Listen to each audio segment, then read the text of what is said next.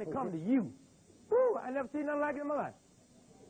I mean, y'all, when it comes to you, when it comes to your turn, I ain't never seen nothing like it. Ooh, my feet hurt so bad. You ever said that? And the minute you take your shoes off, your feet stop hurting. So it's obvious it's the shoes. Ain't got nothing to do with the feet, so why am I go over here and pay this foot doctor some money?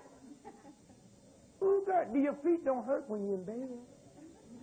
Because you take your shoes off. So it's the shoe. Now, you don't even have to be smart to figure that out.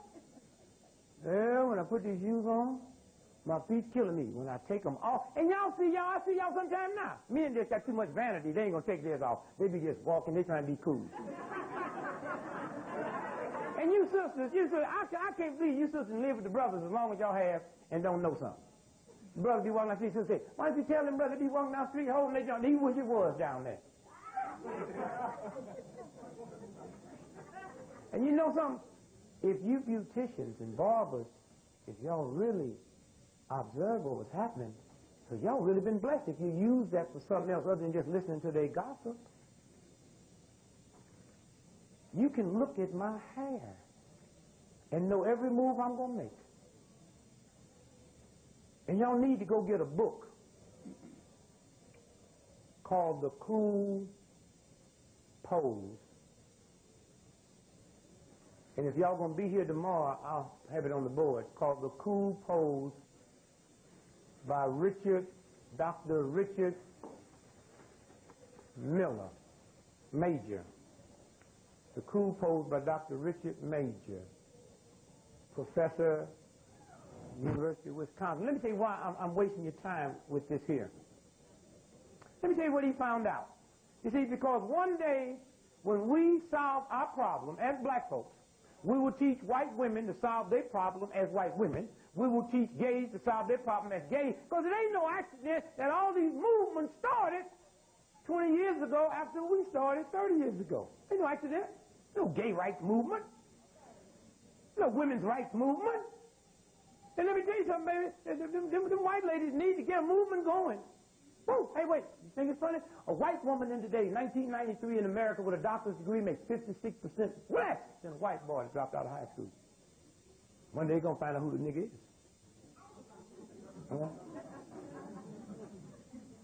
Hear me good now. Listen to me. Good. White woman. Listen to me good now. Ain't got time to play. Listen to me good. White woman got on the boat with him, 1620.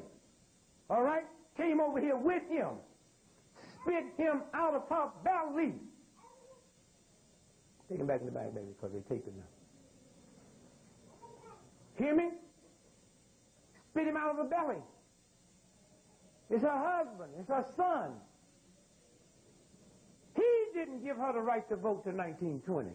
Blame this on me. All right? My own son blocked me, and y'all run around here taking this thing lightly. A white woman in America didn't get the right to vote to 1920. And y'all are old enough a few years ago when ERA got voted down. You know that's white women. ERA got voted down. You want to hear something shocking? Not one black state legislator voted against it. Okay? Basically white men. And I said then, if this white boy ain't willing to liberate his mama, I know my mama better stay in the house. Come on now, this is how serious this thing is now. Y'all sitting around here playing games and don't know why your children doing what they doing, because they know you punks. See, there's a subconscious mind back here. All right? And the French done some research and found out, what's your name, sister? This is my wife. This is my son. This is my daughter. I go to Africa today. Leave you here because I got to take care of some men. I have an affair with an African woman. You don't know nothing about it. She goes to China next week, have an affair. I don't know nothing about it. You know what they're finding out with this research? That when we walk in the house, the children know. They don't know mom and dad had sex. A bell goes off and says the family unit is being threatened. And they also find out that the more children that bell go off into, there's the ones that have the most criminal mentality, the most violent, and the most insane. Okay, so y'all gonna play your game if you want to. But there's a universe that has order. Okay? Y'all talk all that old God, Jesus stuff you want. God don't need you to defend God. Y'all got to be something. Do you think Rockefeller would need you to sit here and defend Rockefeller? Rockefeller, you got to be stupid to sit here and defend Rockefeller's money. Rockefeller don't need you. Well, if that chump don't need you, what makes y'all think God needs? Because y'all scared and you really don't believe. That ain't but a game you're playing. And you don't even know it.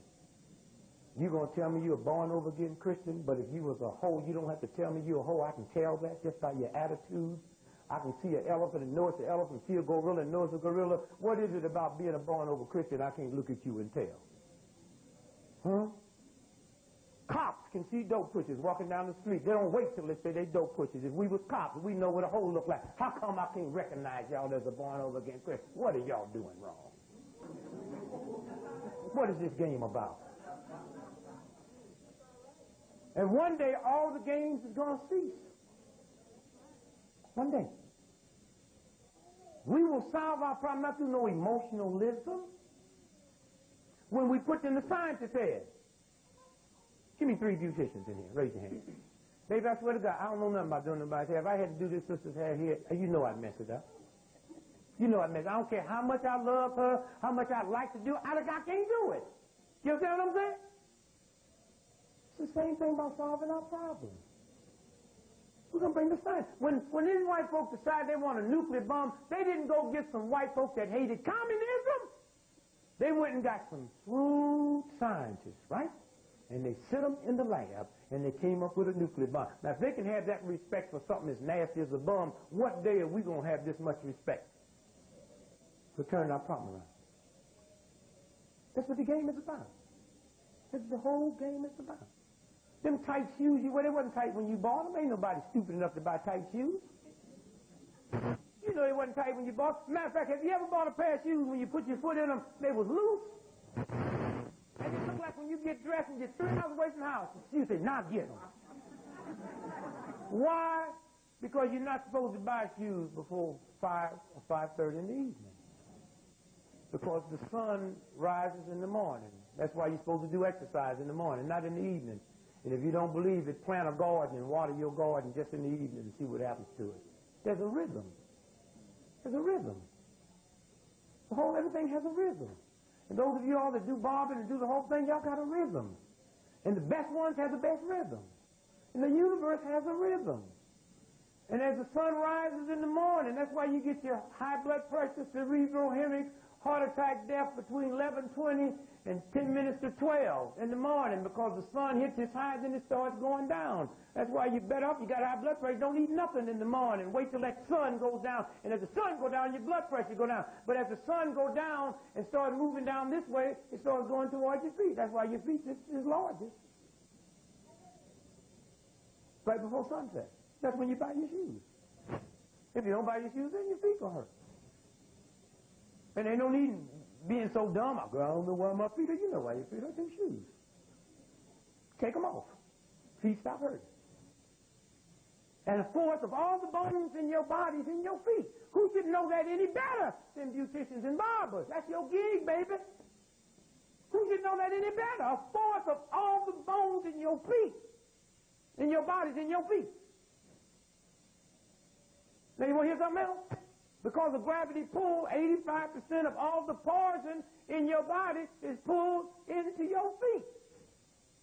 Which means no barber, beautician, postman, nobody should ever wear the same shoe within 24 hours. Because the poison is in it that has to dry out. Nobody should wear the same shoe within 24 hours. Especially if you're a barber, beautician, and working on your feet. You should change your shoes 2 or 3 times a day in stockings too. And then go take you some foot baths. Take you some foot baths. And then, because that's your gig, baby. And once we start understanding the body, wow. What's your name, brother? Robert. What's your name, sister? Both of them got sugar diabetes. Y'all know men and women with sugar diabetes, right? There's more women on the planet than men. Y'all know that, right? Y'all know that, right? So you know there's more women with sugar diabetes than men. Not because they get it more, but there's more women than men, right? Who do you know have their toes cut off the most with sugar diabetes? They live. Women or men? Men. Then it must have nothing to do with sugar diabetes. Sugar diabetes also pulls the acid into your shoes, and it's the acid that creates the problem. Yeah, people say, well, you know, Papa had to get his toe cut off because he cut his toe and it didn't what? Because sugar diabetes. It didn't heal, right? Now, do men shave their face or their feet? So if I got sugar diabetes and shave my face, it's obvious I cut my face, right? Then if my damn face healed, what makes you think my toe would heal? All right, think about it. Let me know. Did you hear what I said? I cut my face shaving every day, and it heals. So what is it about sugar diabetes? There's an acid that comes off with sugar diabetes that's pulled into my feet, and the reason you women don't get it is stand up, sister, for me. No, just stand real quick. Put your foot up there. Put your foot up there. Put your foot right there with your shoe on. How many men you going to see today with that on? So if she got sugar diabetes, he got sugar diabetes, the wind's blowing on her. See what I'm saying? How many men you going to find with open-toe shoes, and how many women change shoes for no other reason just to match their outfit? So women change their shoes more than men. Thank you, dear. Now, that little thing alone makes the difference in you losing your foot, your toe, or your limb. That's kind of stupid, ain't it? Isn't that kind of stupid?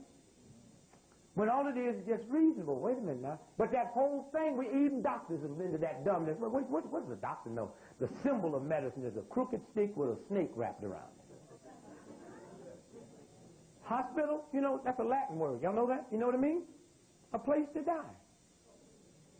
Yeah, so when you go to the hospital, you go to a place to die. And 85% of everybody died in America last year died in hospitals, which means they about 15% off. So if I went to a hospital and they didn't kill me, I'd sue them for malpractice. I come here to die. My old lady just left me. I don't want to live. And I'm too chicken to commit suicide, so I come to the hospital. How come y'all didn't kill me? No, you going to pay me.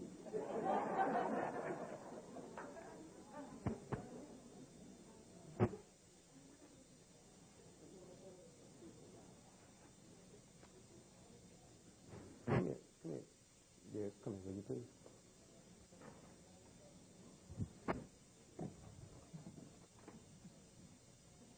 Tap on the chair for me. Make like she has some pants on with pockets in it. I'll go in her pocket, pull out a beeper. What's the first thing you think? Thank you. Thank you. Bring the white child up here and go ahead and pull out a beeper. Doobie Howser. See how it works?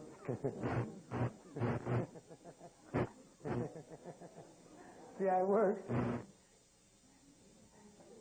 Is that cold? But that's what they land. That's the vibration they give me. All right? That's the game. And we buy into it. Hear me good now. That whole image. And somewhere that whole thing's going to have to change because it messes up my health.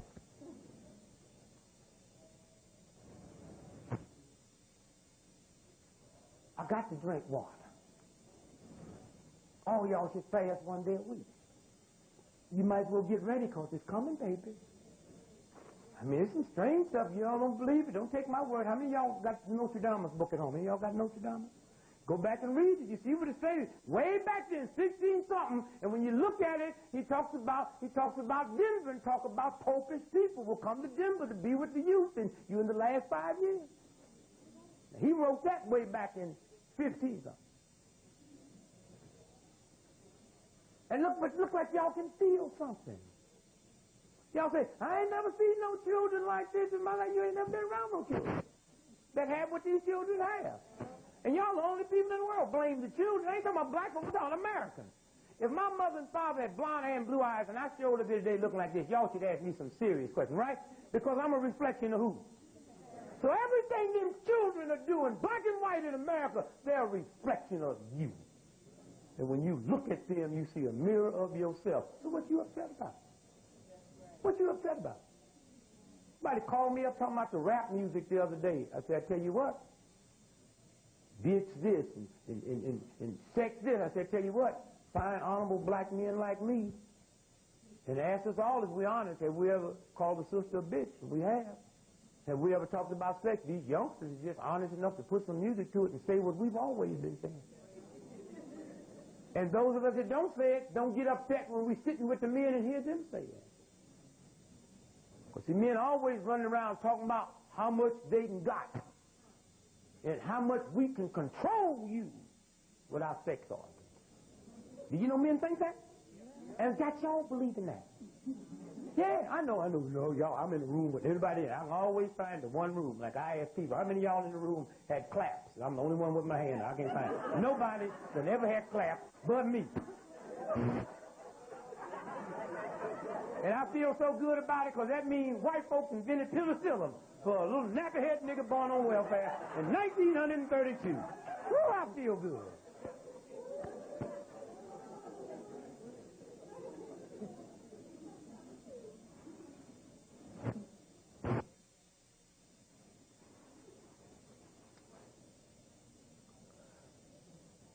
AIDS was invented in Fort Detrick, Maryland.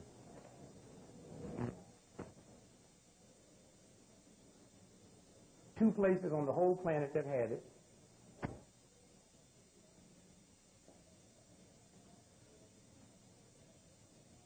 New York City. Y'all remember that? And what was the other city? San Francisco. There's all white folks, right? Now they got y'all believing it's a nigger thing. All white folks. Y'all remember that? They told you it was a gay thing, right? And the first 4 years of AIDS, not one black had it, and not one jail member had it. And we know what they doing in jail. How y'all go for that trick? How can y'all say it's a homosexual? It ain't even running rampant in jails and penitentiaries now. What's this game about? And that's what I'm saying. God gave you an intelligence. When y'all stop using it trying to defend God, God don't need you to defend God. Some walk up and say, hey man, I don't believe in God. Okay, what's next? What's next? If I walk up and told you if y'all don't believe in God, you act a fool. And I'm just using you. You act a fool. Act a fool. And I know most of y'all would. I ain't going to ask you because I know y'all going to act a fool. But if I told you I didn't believe in the sun, you'd feel sorry for me. Why? Because I can see the sun and you can see the sun, but what you can't see, even you don't believe in. You dare me to say that it don't exist. That's what that game is about. Can you imagine if this sister got $10 billion, I come in and tell her she's broke. If she's clowning like a fool, she ain't got no money. Since when me who don't know nothing about her can determine what she got and she's stupid enough to believe in? All right? So that's what the whole game is about. I mean, when we just sit and we just listen to what they're telling us. White, racist, Christian society? Tell me about it. Tell me about it. Mardi Gras held every year where? Christians go to New Orleans to celebrate Mardi Gras. Mardi Gras is known as Sin City. They don't go to change it, but to be part of it. And do you know it's the only Christian festivities in the Western world that whores come in from all over the world to help them celebrate? Come on, Christians.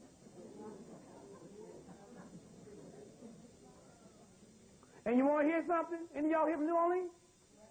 Are you aware that the only time a New Orleans cop can't take time off is during Mardi Gras? That's right. When the Christians is coming. Not the gangsters, not the Masons, who can be a trifling little group. I don't believe you said that. Greg, you're a black, no, you ought to be a Mason, a 33-degree Mason. That's 1 degree above freezing. Check that one out.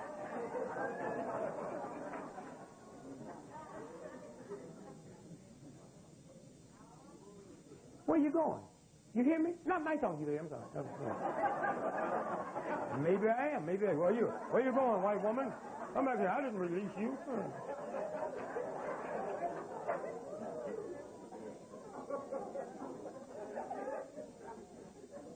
You know, well, here's something funny.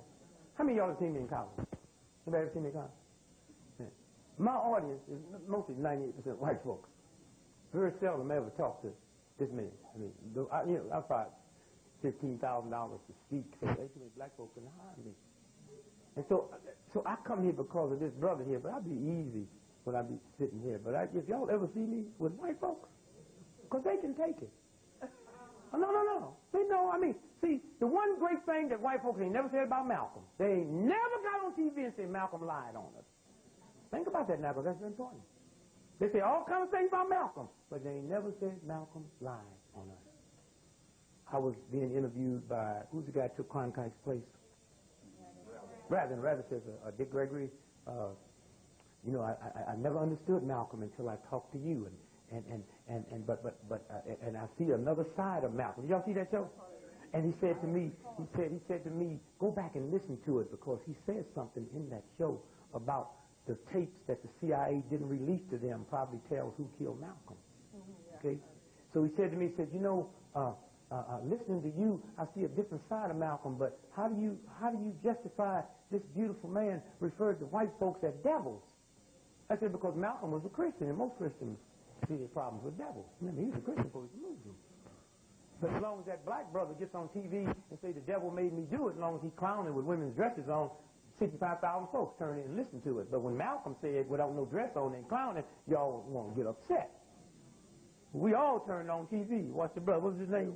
The devil made me do it. It's funny. See, white folks, it's funny. As long as you clowning, as long as you talking about Def Jam, but if y'all had a beauty school and we pulled our money and wanted to teach little ghetto sisters how to do hair and ghetto brothers how to do hair, there's a network that would give us an hour's time a week to do that. But Def Jam will give it to us as long as I'm doing something derogatory and bring the whole group down. That's what we got to understand.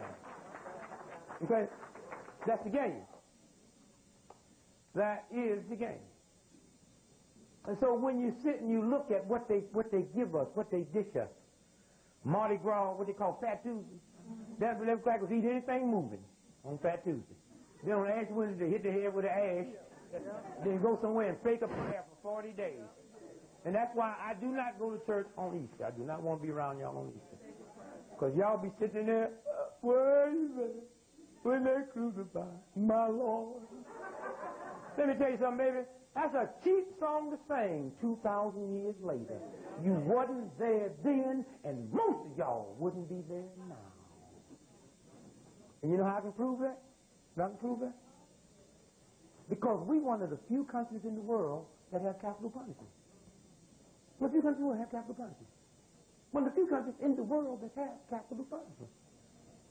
Which means if Jesus Christ came back to America today, 2,000, how can you love Christ and don't get rid of capital punishment? Don't you know Christ died because the state killed him?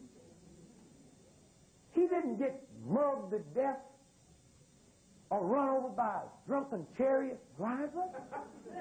Christ was killed by the state, which means if Jesus Christ come back to America today and bug the wrong people, the country would give him the electric chair. Then we'd all be walking around with big chairs right on there.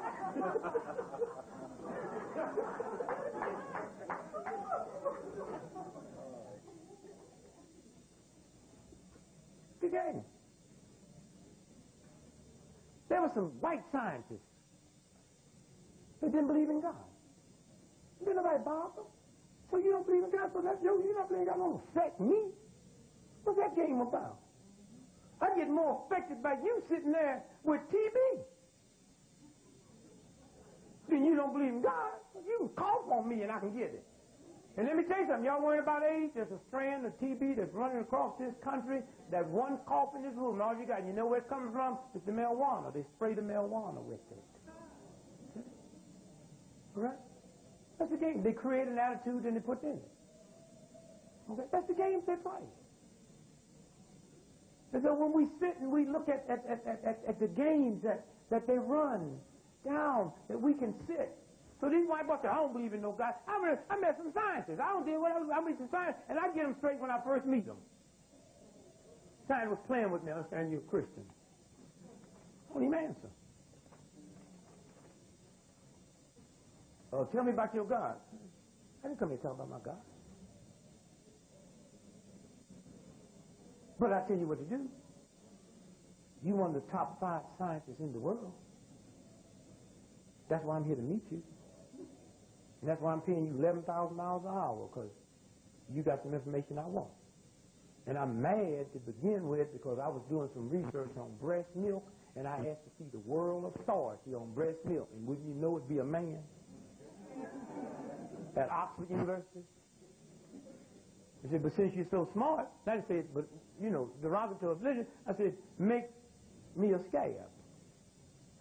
White boy with all your knowledge, with all your money, with all your CIA and your FBI, with all your ability to make rockets can go from one planet to another, make me a scab. You don't have to argue about God unless you're a fool.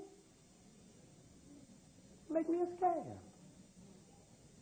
I don't care how white you are, a scab is always darker than you, and I don't care how black you are, the scab is always blacker than you. You can't buy one. You can't make nobody give you one. You can't steal one. And all that scab is that universal God. For see, God is so good, God said, you don't have to recognize me. That ain't the issue. The issue is I made you, chump. Whether you know me or not, I made you. That's like if I'm her son, I walk and say, that ain't my mama. That just bothered her. I came out of her belly. Didn't come from her, I came through her. That's where y'all from. Y'all think they coming from y'all. Coming through y'all. God just used y'all as a channel to get me here. That's what that game is about. That's all that's about. And then y'all don't even listen to God tell you how to raise me. Eat your vegetables. Your mother tell you that? Her mother told her that? How long do you have to keep telling the child to eat vegetables for God trying to tell you that vegetables I didn't mean for y'all to eat? How long? How long? Vegetables were not meant for us to eat. You don't have to make a child do nothing that they're supposed to do. Go do-do. Go pee-pee. You ever had to make a child eat an orange or an apple?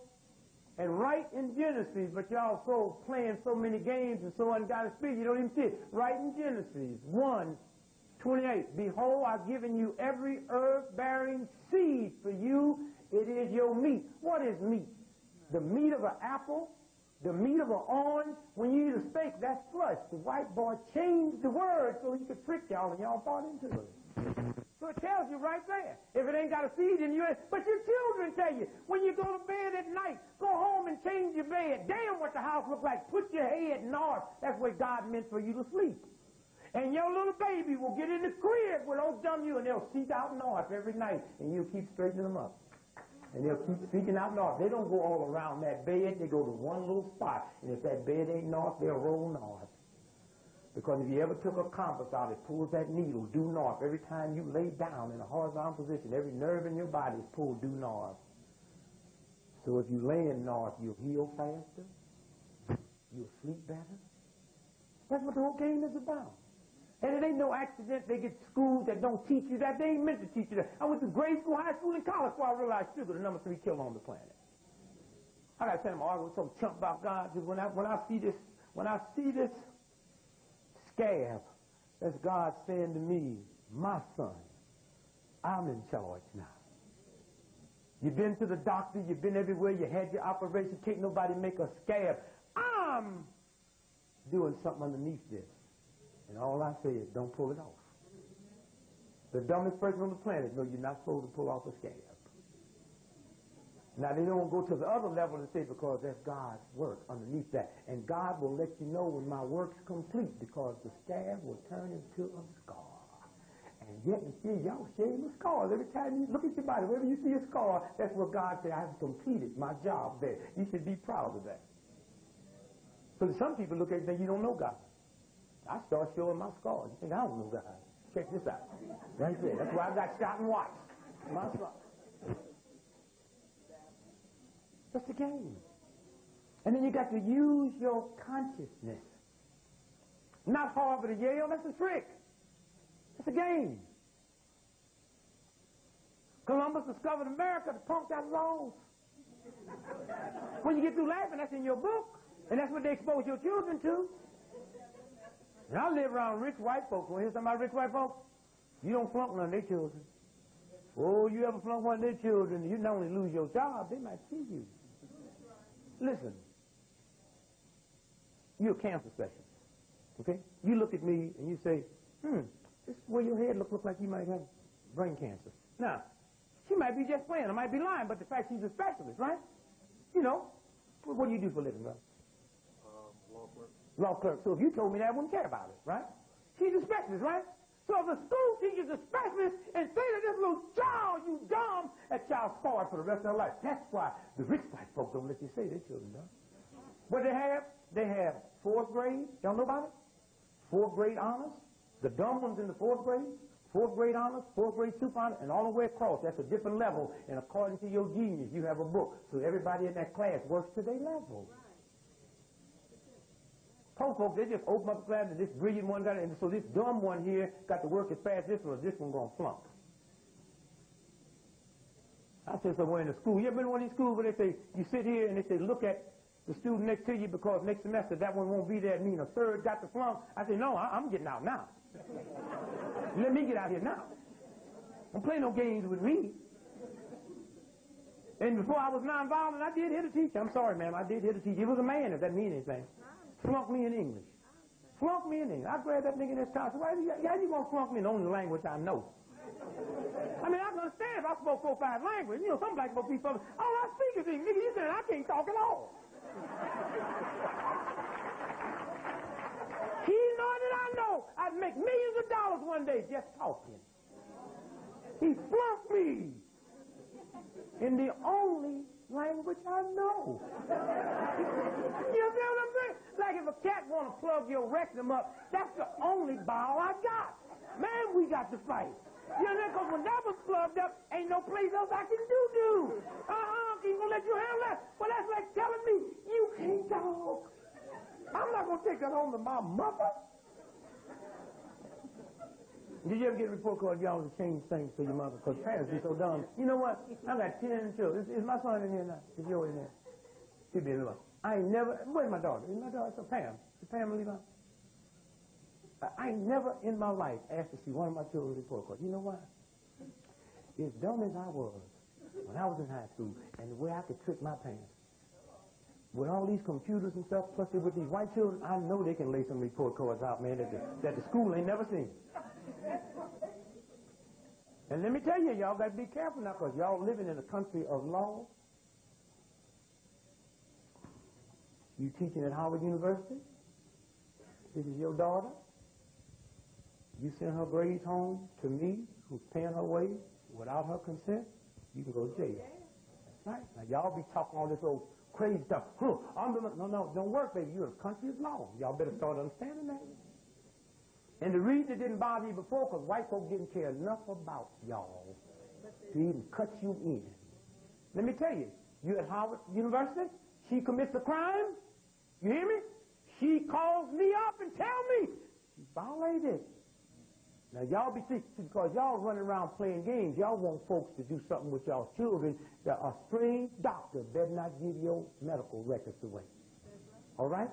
A doctor, a lawyer cannot discuss your case. Your children have the same rights. All right? You living in a country that is about law. Thank you, dear. Did you know if they found it in chalk? No, somebody went to look. Thank you so much. Somebody went to look for some. I guess they didn't. Is anybody in that room naked? Huh? Will you? Okay, baby, fine. If you don't come back now. You didn't say I looked. You said I was fine. You said you said in front of all these people. Didn't you? Where we leave off? Law. Game. Whole game. It's a game. And next time y'all see Miss Jester, y'all ever seen it? Blind? Better look at it good, because if you look at it good, that thing is down over one eye. Have y'all know it? Yes, sir. Go look at it. One of the eyes, the rag ain't around it, because that's all it is, old rag. And she got her hand on the scale, tipping it. So they don't lie. They don't lie. That's why I keep me some white power. I keep me. Oh, I got a couple white friends. Why you hire me? I said, I because you got some power, bro. That's right. Listen. Columbus got lost. Y'all know what country Columbus was looking for? Come on. If somebody know. No. India. He was going to India. You know, India, Hindu, India. that white boy, you know how far India is from here? But to show you what that redneck did, he didn't only not get there, he got way over here, but said, damn them, y'all Indians. And changed the name of these people. Laughing, you call them that too. Tell me about white folk power. The boy got lost. I'm looking for my brother in Cleveland. I end up in Atlanta and declare you him. You a woman from New Orleans. Ain't that power? I declare you my brother, Melvin. And you say something about I'll kill you. Take your clothes off. Oh, I know you Melvin. That operation, nigga. Shut up. You understand what I'm saying? Came with that lost. Came the wrong way. But was so strong, even being lost, just declared you are Indian. Damn it, I might be at the wrong place, but I'm with the right people. See, me no Indian. See, people, words change. It's like the new gay thing now is ask. What is it? Don't ask, don't tell. Now, if you were Spanish, they don't use the word dope. They use no. So that means no ass, no tail. That would scare you, wouldn't it? That's enough to make you shout to me, oh, what? What did I do wrong? Hmm? That whole game, they play, and somewhere when you look at it and see it, you know white boys that didn't believe in God because they were scientists? They wrote a book, and I'll tell you about that other one y'all wrote down. What was the name of it? Crew Pose. About Richard Major. But listen, don't break the trend. I'll get back to it. Listen now. Listen. Follow it.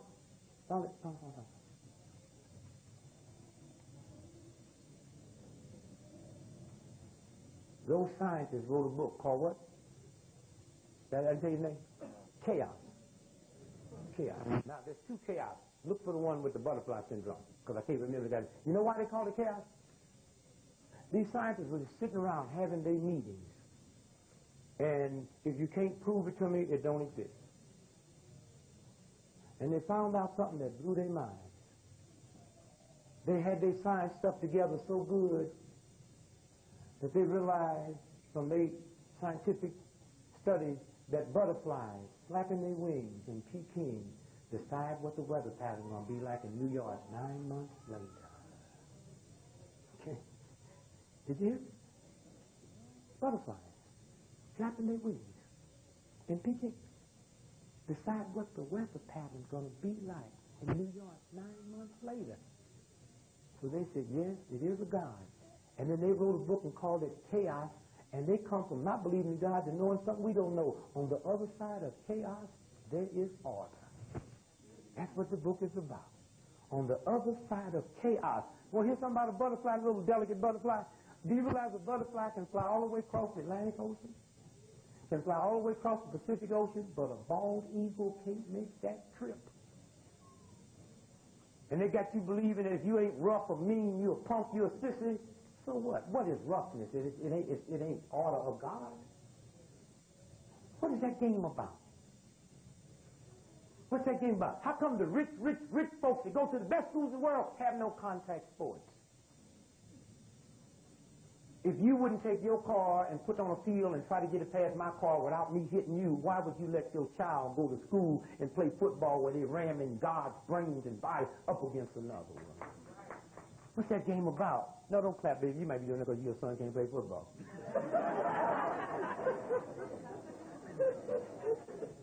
I mean, think about it. How did we get over here? Because one day, after we get through this mess, and that's why I hope we heard him get through it, we're going to have to say that slavery couldn't happen to me unless it was the will of God. See, when you really get down to it, can't nothing happen to me that God don't order. See, white folks ain't stronger than God. So what did I do wrong? I'm over there putting bones through my nose and plates in my lips, and God says, you want to mess up my body, nigga, I'll send you over to the body messer up. Go hang them earrings in your ears you want, put them in your nose. You're violating. You're violating. If you don't believe it, go check the records. Up until 8 years ago, where there was a strange disease that nobody was dying from but women. It was a fungus on the brain. And now men is getting it because now they're getting them earrings in there and there's infection go there. And when that blood comes through the arteries, it comes through the veins. And a vein is kind of interesting because a vein will open up. Okay, arteries don't. Because you got 62,000 miles of blood vessels in your body. Tell me about God. And your blood make a complete cycle every 30 seconds. And if you could take your blood vessels out right now and lay them end to end and reach around this planet Earth twice with 12,000 miles left over. That's what you're sitting there with right now. And you somebody going to debate God? I got 62,000 miles of blood vessels in my body that don't get in my way. I ain't never tripped over a blood vessel. How many blood vessels you have? How many miles? And it go around this planet Earth what? With how many left over? And your blood makes a complete cycle every 30 seconds. Which means right now, if you sit there, your blood travels 125,000 miles a minute, 7,500,000 miles an hour, or 180 million miles a day. And because we don't know that, they got us believing the jet plane is fast. Now look how God put this body together. You know how I knew God was God? I swear to you, if God came to me the first day and said, "Dear Gregory, I'm going to make a man. But now, I got these testicles. And I'm going to give them to you to hang, because you think you smart, nigga." See, where you want to put them? I would never think about putting them there. You know God had to be God. I can do this. I don't sit on them. I can run. I don't kick them. I never would have dreamed. You know God got to be God to hang that stuff there. I sit down every day. I drive a car. I ride a plane. I ain't never sit on my balls. Oh, God, you so magnificent. Oh, you so magnificent. Oh, God. I mean, think about that. Think about that. I was thinking about maybe under the armpits or maybe in my hand or maybe in my mouth. You know, but not there. Nigga, I'll kick your butt, nigga. You kick it, but you ain't gonna get my balls because God got, and don't hit my balls. Tell me about God.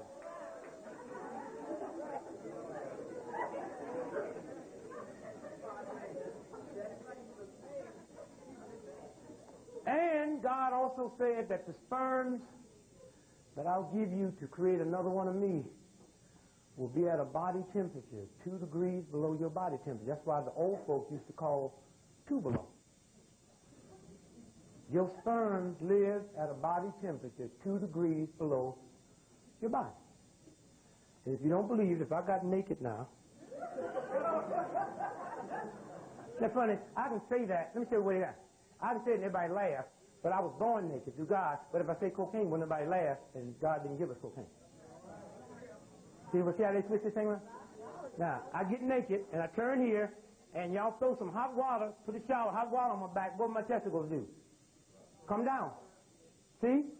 Listen to me now. God said that these sperms can only live at a body temperature 2 degrees below your body temperature. So if my body heats up, the sperm, now if y'all put cold water on me, what my testicles do? Come up. So when that cracker over there decided he was going to sterilize everybody, he made the shorts that fit up here that don't come down when your body gets hot. And y'all stupid enough to get hooked in style. All right? But if you go to where the rich white men shop, all of them are the briefs that comes down here. All right? Your vagina breathes like your mouth because life got to come through it. So they come out with the little pantyhose out of nylon because they know your vagina cannot breathe through nylon until a couple of us and some friends of mine decide to take that case up. Not until then do they put that thin strip of cotton in it. But it's too late. You women now have been so infected that you spend to the tune of $6.5 billion every year going to doctors getting those shots of vagina infection that come from them drawers. That's the game. Anytime somebody knows more about a body that God put together for you than you do, they can manipulate you through your body. They can put it in your food. They put hormones in chickens to make them grow. Y'all give the chickens to your children and wonder why they want to go give up some booty. It's the hormones that y'all been putting in them have affected their sex organs so bad, and now y'all running around talking about teenage pregnancy, and we old folks talking about we didn't do it because you didn't have it. Two things I didn't have when I was a little boy. I didn't have hormones in my food messing up mine, and I didn't have television. Television wasn't invented. The only woman I saw in my house, the only naked woman in my house was my mama. And my mama wasn't about to look good to me. Not because she was mama, just looked bad. Always complaining. Work white folks 12, 15 hours. They come home, hair always nappy, bunions on her feet, talking all you don't know sex. I don't know what my sex game would be like now if I had a television when I was a little boy looking at all them sexy women in my house on that television screen. So don't y'all underestimate these children. And don't y'all thank you, brother. Well, you can come back in. Okay. You got to go. Maybe it ain't shock.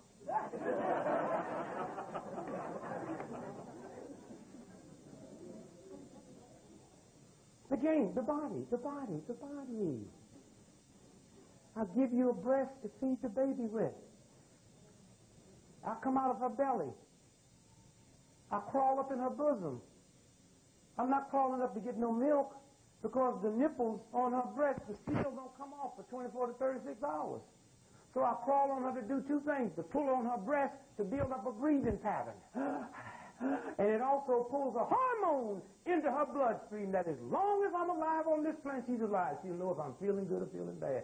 That's why they let y'all in hospital. If you don't believe it, check the record. The first time they let poor black women in hospital was to have babies so they could separate the mother from the child, because in order to get y'all, I had to break that bond. Now y'all worrying about the black family. The black family, why? The cow is the family. Oh, girl, I'm not going to nurse no baby. I have flabby titties. And y'all didn't do it. And now y'all got big, firm titties and flabby children.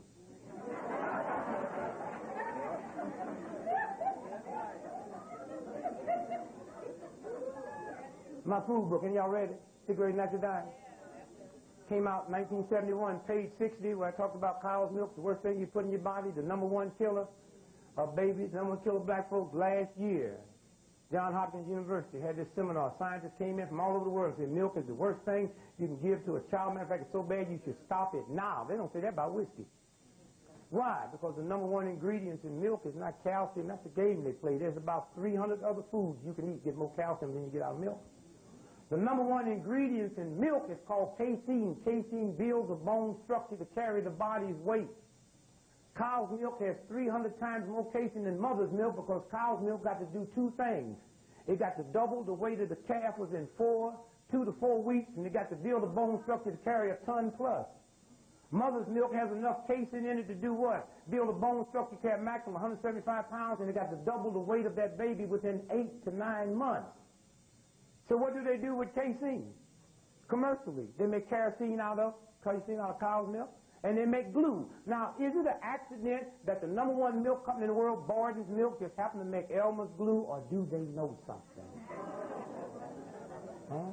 And every country in the world that mothers is stupid enough and busy enough that they ain't got time to give their baby cow's milk, you have a thing called crib death, where there is no mother that would do that. There is no crib death. Because unbeknown to these clowns, it's the glue that was in that stuff that some babies can throw it off and some can't. And that kills them. It's the game. That's the game. But then you got to really start understanding God. Because if I can mess up, if I can make you hostile and make you aggressive, and I can take you who I made, and this chump sits over here and say the way to get to him, I'll make y'all a sex object, and y'all stupid enough to go for that. Y'all into beauty. Y'all know the closest thing when y'all get ready to get your makeup, you go buy it, the more money you pay for it, it has to come closer to your complexion, right? That's called, what's the word you use, natural? So if all y'all was back here on day one and we're going to come up with lipstick, remember now, never been no lipstick. So don't take what's already programmed. There's never been lipstick before. So now you look in the mirror, look at your lips. What color lipstick you going to put on? Huh? What? Come on. Come on, wait a minute now. You said natural, y'all just, how y'all get so smart and I get so dumb? Do you know white folks put eyeshadow on? You know what eyeshadows do? Is to make your bloodshot eyes look whiter. Did y'all know that? Do you know there are some sisters blacker than the eyeshadow they wear? What's that about? What's that about? That's what white women needed. Because when I darkened my eyes look whiter. Where'd they get it from? They looked at you and saw how white your eyes were and had to get all the way up on you so they realized they was bloodshot. Then they said, that darkness make them look whiter. So think about a bunch of evil old men that decide I'll break your spirituality. I do two things. And they talking about black folks. I make you hostile, I make you aggressive, and I make you a sex symbol, and I make him the sex, and I make him believe he can conquer you. So now I'll make your lipstick red. Why? The blackest woman in this room I put up on this table naked, the whitest woman in the room I put on this table naked, open up both of them legs and look up in them, what color is it? That's what made them determine what color your lipstick would be. That's how nasty it is. Now y'all fall into these culture patterns if you want to, you're going to pay a price. That's what that whole thing. What other part on your body is shaped just like a vagina? What other part? That's what it's these evil old nasty men. And it's a hand-me-down from here, a hand-me-down. Y'all hear people say sugar diabetes run in the family? Because you ate what your mama ate, she ate what her mama ate, and when y'all break that, sugar diabetes will leave. And a handful of people, we raise families, them rich white folks raise dynasties. And they sit back there and they still using from book 1. They say, it sure look good. Sure look good. Hey man, the black folks, the niggas is rumbling. That scared little chump white folks. The real white folks sitting there saying, yeah, be cool. So why come you not worried? They check down there with the binoculars. When them liquor stores, when them whiskey trucks are sitting down there full, when they stop coming back empty, we worry about it. As long as I'm saying, we too emotional. You won't leave me, I'll call you a bunch of D's. And I'm tired of black men, when they met you, you didn't have no draws. I'm so tired of hearing black men, yeah, I met you, she didn't have no draws. I said, can I just run across one black man that the sister left that she had draws before he met her? Yeah, man, I don't know where she's going. I met she didn't have no draws, never popped the piss up. I mean, is it just one woman that had a toilet nigga before you met her?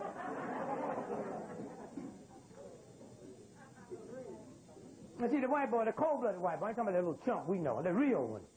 See, there were 5 white folks on the whole planet. Rest of y'all's imposters. See, white ain't got nothing to do with the color. White's the attitude. If you ain't got some big billions of bucks, you can't have attitude. That real white boy, he's so cold-blooded, he be sitting across the table from this lady, me and you been married 40 years, baby. Big bucks, big bucks. You say to me, I think I'm going to leave and go it alone. I don't even look up. I just keep reading the Wall Street. So it'll call Stein and Stein, work out whatever kind of arrangement you want. We still going to Afghanistan this summer? You don't get all emotional. Won't go upside her head and all that kind of stuff. What I wasn't born, what I don't need, and what I can't manage, I sure can do without. Go ahead. And then they'll play all these old games. I told my old lady, if you ever leave me, or I'll leave you, the babies, you take them. I don't never want to see them. That ain't number chumps. Just another way they can see y'all in cop. You know damn good and well, baby, if you was living out here and your old man was living in California, he ain't going to want no business rights each week. You said, I told my old lady, this is your baby. You carry it here. And she got real upset. What do you mean you don't want to see that? She said, and them babies like y'all men is crazy. They be running that game like you know, you and the children. Them babies closer to you than they are to the old man, because y'all know I share a little personal thing. You be saving us from them crazy niggas. Hey, come your dad, be careful. You know, y'all said that. Hey, come, be careful. Don't let him know. No, don't say that in front of your dad. How many times y'all said, because you know we go off. Don't say that in front of your dad. Ho say it in front of me every night. Nothing happens. You know what I'm saying? Don't say that in front of your dad. You know what I'm saying? Y'all know that. My children, I look at my children. I know, well, they're grown now, but I know they slept downstairs. I mean, no lady slept upstairs. I know if the house catch on fire, them niggas would run up and get her. Now, wait a minute. Not that they're mad at me. They just wouldn't even think about me. I'm laying next to her. They wouldn't even say, wake up, the house. They go get her. Then they think about me after they got outside. They be throwing pebbles up to the window trying to wake up. Wake up, Dad. Wake up, Dad. And I'm stupid enough to wake up, try to get the mom, and they already got her.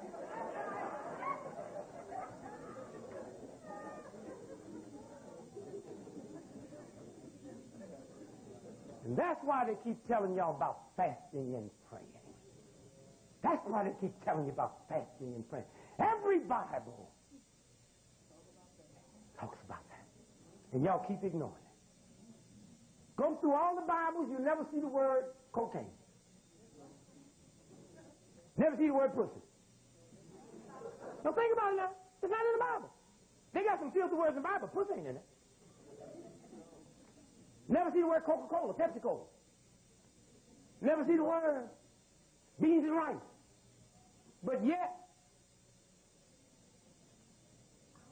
fasting and prayers in the Bible. We can use cocaine and marijuana, which ain't never been in the Bible, but fast and praying, and you talk about fast and praying. If I say, go home and fast and pray, first thing you say, you're going to say, I met this brother, man. I'm going to fast and pray. You know what your loved one says? Did you check with a doctor? Did you check with a doctor when you did coke?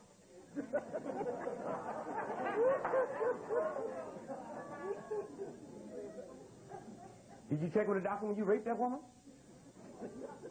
And see, if I was a woman now, she'll rape me. All you got to do is just smile.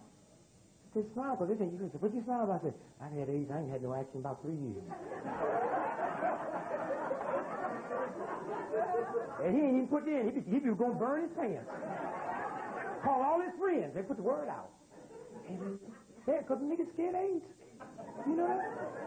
I'm looking at you how pretty you are. If I was married to you, I'd tell all the bloods you had AIDS. Well, nobody be hitting on you. You say, oh, Richard, your friends are just so manable. They don't even flirt with me. Oh, I know. They just thinking, oh, you know, she has AIDS. I just don't tell nobody. But, you know, I've been loving her since I was in grade school. When I found out she had it, I just said, well, just go ahead through with it. You know? Imagine the nigga that was hitting on Magic Johnson's old lady.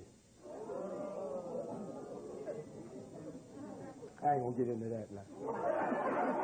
I know he's somewhere trying to tell everybody he was just playing. Oh, I ain't had him, man. And Magic Johnson ain't got nothing. Ain't nothing but a game. White folks do that. Magic Johnson, listen. Did you hear that? He said he took a test. They told him today. 12 hours later, he holds the press conference. That ain't enough time for his old lady to stop hollering. You got,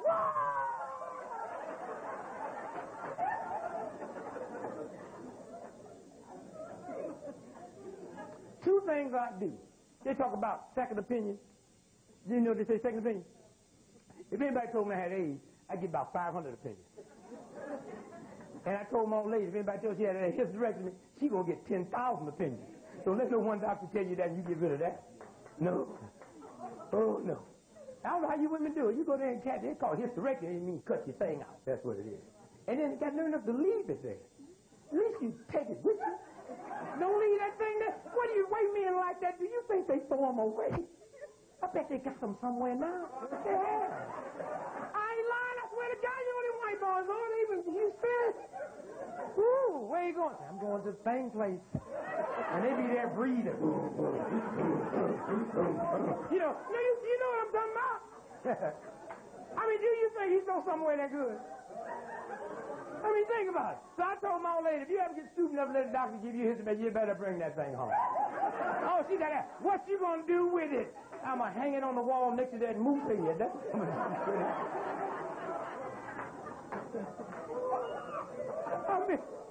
I mean, a doctor look up in you. They got these old funny names, E-G-Y-N. What they call them old funny doctors? Be looking up them booty doctors. G-Y, O-B-G-Y, O-B. That don't even sound right. Listen to that. Where you going? O-B. O-B. Obey. Yeah, you know what I'm saying?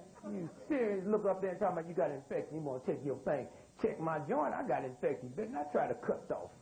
Call Claxton. Cut my joint off because I got infection. See if the fight don't start.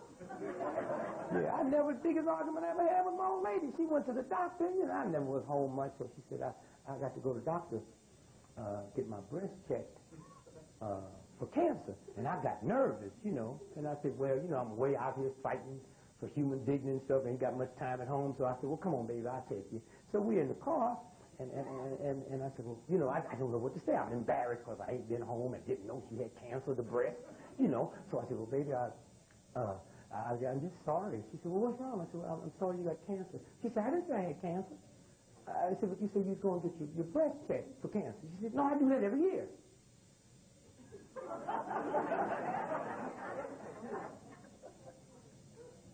You don't have cancer. But you get your titties checked every year. See, I just get right down with it. She said, yes, I get my titties checked every year. But she put me in my place. So I said, well, just that's cool. So I started driving some more. Because I'd stop, because I'd get ready to get down. Well, I stopped, and I said, well, y'all know I got a good mind, right? And I like to see things, right? So I said, do you think I could go in and watch the machine that he used to check your breath? She said, what machine? say the machine that the doctor used every year to check your titties to see if you got cancer, that's the machine I'm talking about.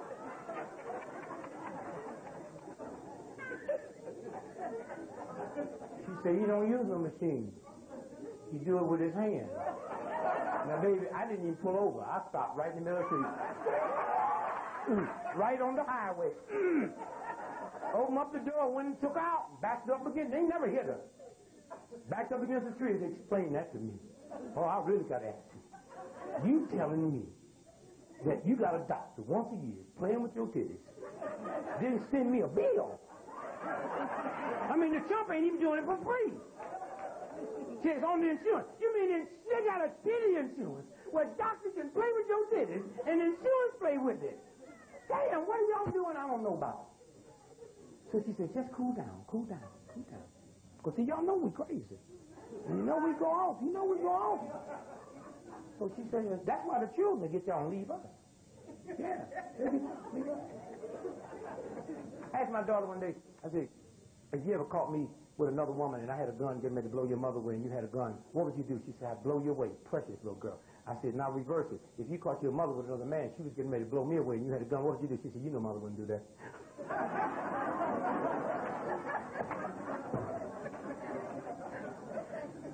So I'm saying, I said, wait a minute, baby. What do the doctor do? He said, he takes my breast. Have you ever had that? He takes my breast and he feels for lumps. I said, okay, baby, let's get back. Let me cool down. Let me go over this again. He takes normal hands, just with 5 fingers on it. You touch your breast and feel for lumps. Now, the type of lumps, we talking about the lumps that I used to eat in cold oatmeal, a lump. I said, yeah. I said, well, I mean, don't you think I could do that? I mean, you think I need some special training to grab your titty? I mean, I'm grabbing them anyway, so just an extra 5 minutes of checking for lumps, you know. She said, but you don't know what a lump feels like. And I really got mad. I turned the car around. We went home. I said, I'm going to cook some oatmeal, which I hate. And I'm going to get in the refrigerator and put some lumps in it. And I'm going to put my hand in this oatmeal. And I'll put her hand and I say, feel it. That's a lump. Now put your hand on your breast. That's a titty. That's a lump. That's a titty. Now we'll never go to the doctor again. Titty feel like this, lump feel like that. Anytime you feel titties feel like lump, then you go to the doctor. But that's a game. You women just let them whack stuff off you. And then got nerve to go say, doctor, my friend say she think I need a hysterectomy. Just on your friend's word. And so somewhere what we got to do is just understand that God gave us a great body. And if we do it right, racism has messed it up. That's why we got to stop tolerating it in some kind of way, stop tolerating it. And we got to start understanding. You know, every powerful white person on this planet that controls anything use astrology. And the real ones use numerology. And then they got you believing that spookism. When you think of Haiti, you think of what? Voodoo. You know why? You go to the Caribbean, okay? We go to Martinique, they sound French, right? You go to the Bahamas, they sound English, right? And act like English, with little knickers on. You go to a black courtroom, they send them white wigs on, right? Haiti is the only African group that stayed African. And they take their nastiness and make us say they voodoo. Think what it is? You go there, they still do the drugs. They still got the hair. You understand what I'm saying? And they sit and say, they voodoo. Michael Jackson. I got 10 children, baby. If I melt them all down and come out with one Michael, I'd be happy as a father. Because Michael knows who he is. And he's so strong, them white folks is running game out. And Michael got tricked one time. Me and Michael, there was a time, wasn't nobody closer to Michael than me. I'm the one changed his life. I'm the one when the little dude passed out when he was doing Tin Man. Was that old movie? Weird. Everybody wondered how they was going to finish when his lungs. I went in and put his lungs back together in a day and a half. God blessed me with herbs. And if y'all remember reading Jet magazine when Randy was in the accident, They were going to amputate his leg. I was on my way to Iran, and I said, I ain't got time, but I'll have my wife and my children mix something and send it. And it was a front page story on Jet magazine, say, thanks to Dick Gregory, I can walk now. I've been blessed. Bring it to me, wipe it out in 6 days. Ain't nothing you can have can be wiped out in 6 days. That's God talking, I listened. But I can't boogie. I can't do that electric slide, but you can bring cancer to me and I can get rid of it. Oh, yeah. But that was the game. That was the whole game, the whole piece. And so consequently, when you sit, so me and Michael got real close. And one thing I didn't understand about Michael, as close as me and Michael was, when Michael cancels out his concert, when he collapsed in Indianapolis, and they were getting ready to cancel out a $300 million concert, he said, I got to call Dick Gregory. It's in a private plane in. He will make the decision if I can go over to his concert or not. That's how close we are. But I know there was something strange about Michael, as close as we was. And let me tell you about my mind. I have a brilliant mind. And let me tell you why I'm telling you that. Because Michael, with his silliness, used to sing for me. And for 3 and 4 days, we'd sit in a dark room with a mic, and he'd just ask me questions and ask me questions. I don't believe this young boy getting this kind of knowledge, who understands the elders. Understand that. Okay, understand it. Talk to me about love. Talk to me about children. Talk to me about charity.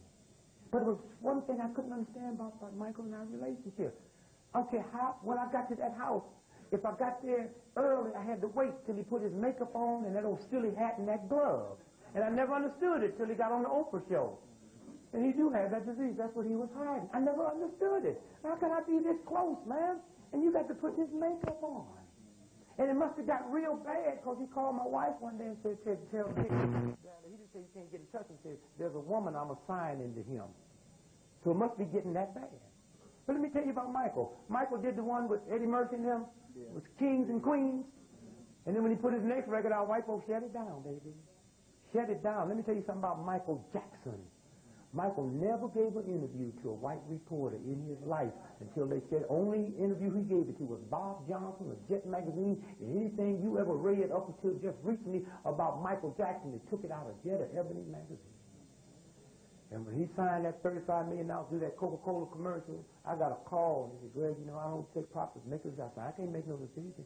But if you're going to do it, then just do 2 things, man. You strong enough. Tell them you have to do a commercial. You have to do you can hold a press conference. You don't drink soda pop. And Michael, if y'all ever see that Pepsi-Cola commercial, Michael held a press conference. I don't drink soda pop. What was he saying? Soda pop bad. One soda pop make your blood stream 10,000 times more acid than God meant for it to be. So keep giving it to the children, yeah? Keep giving it to the children and wonder why they're acting a fool and wonder why they're stabbing you one day, yeah? I'm going to say it again. 1 bottle of soda pop makes your bloodstream 10,000 times more acid than God meant for it to be, okay?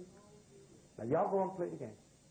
And I'll tell you something else about that Michael Jackson commercial. If you ever get to see it, Pepsi-Cola and Michael could not be in the same frame.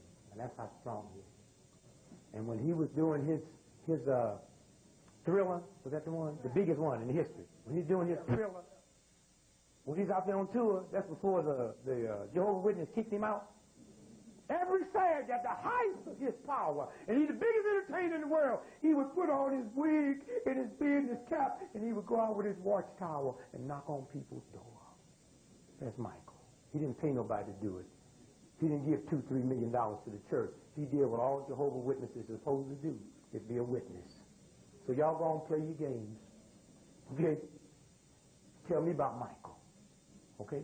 And let me tell you something about Michael. Little Richard makes about $4 million every 6 months on royalties. He don't get it. Y'all know that. That's why he's so bitter. But that cat must have been a genius that he ain't get a record and only God knows when, but his worldwide royalties. But white folks had always took his stuff. Way back then, who was protecting him? Michael Jackson, they told him not to buy the Beatles stuff. He bought it for $48 million because Michael runs his company. Don't know white folks run his empire. And today, that $48 million investment is worth $400 million.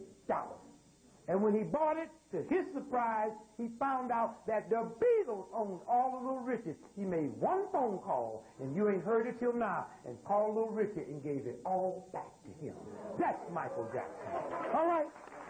That's Michael Jackson. You ain't supposed to hear that part because I can't let you know about the real family. And if you black nigga and don't know who your blackness is, that's your fault. He wrote the whole record, We Are the World, by his little genius self and put everybody else's name on it, wrote it in 20 minutes. And they got y'all running around believing Michael's some kind of freak. But they got them niggas out there in Hollywood throw black women over the balcony every 2 years, but y'all don't talk about what's wrong with them. That's the game. And y'all got to understand that game. And y'all got to understand that you got something in your head that's so important. If you want to plant some turnips, what's the first thing you got to do? Huh? Okay, and then you got to just, before you put the seed in, you're going to do what? Dig a little hole, right? And then you're going to plant the seed in. And after you plant the seed in, you got to do something else to plant. No, you got to do something before you plant. Well, after you put it in the hole, you got to do something. Cover it up. Cover it up. Now listen to me real good. And when you cover it up, what happens? Anybody know? No. When you cover it up, something happens the first 3 days. Germinate. But tell me what that means, sister. Tell me what it means. Where is it? It dies. It dies. So now you put the seed in the hole, you cover it up, and it dies. It's called germination. And then out of that depth. But now, how do it die? Anybody know what happens? What do it die? Break its leg, heart attack, suffocate? Suffocation. Now you know what they mean. Without a crucifixion, there'll be no. Okay, now, once you plant a seed, what happens to it? And the way it dies is called what? Suffocation, right? Okay, now, the Red Cross, is that the way it looks? And the Christian cross, huh? What's your name, sister? Money. We're going to have a baby. Sperm comes out of me into your egg. Got that? Got that? What happens first 3 days? Come on. Just say what happens. You said it. Okay, don't know more about the damn turnip. Don't know more about a carrot than you do about God's life. It dies the same way. A seed here, a seed here. How do it die? Suffocate. Suffocate. All right? The Romans say, in order to heal these heathens, these criminals, let's take them back to what? Their mother's what? Womb. So when they made the first jail, a dungeon was damp, dark, leaky, and wet like a vagina. But they made one mistake. They didn't put the heartbeat in it. And if you ever want to reform folks in jail, put the heartbeat in it.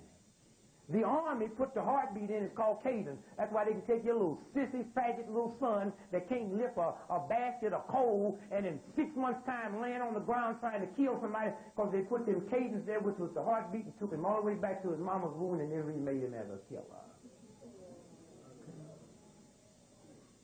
All right? And that's what the school deliberately do, because as long as you don't know nothing about yourself. All right? Now, so the sperm comes out of here. How many sperms do I drop into her? 500 million. 500 million. The one that impregnates her. Do you know how special you are? Because what got you here, 500 million sperms went into your mother's vagina, and the one responsible for you outran 500 million other ones that got there first. You know how special you are. There's no one sperm come out and just slowly walk up the fallopian tube and just get there when it wants. Baby, they hit the ground running.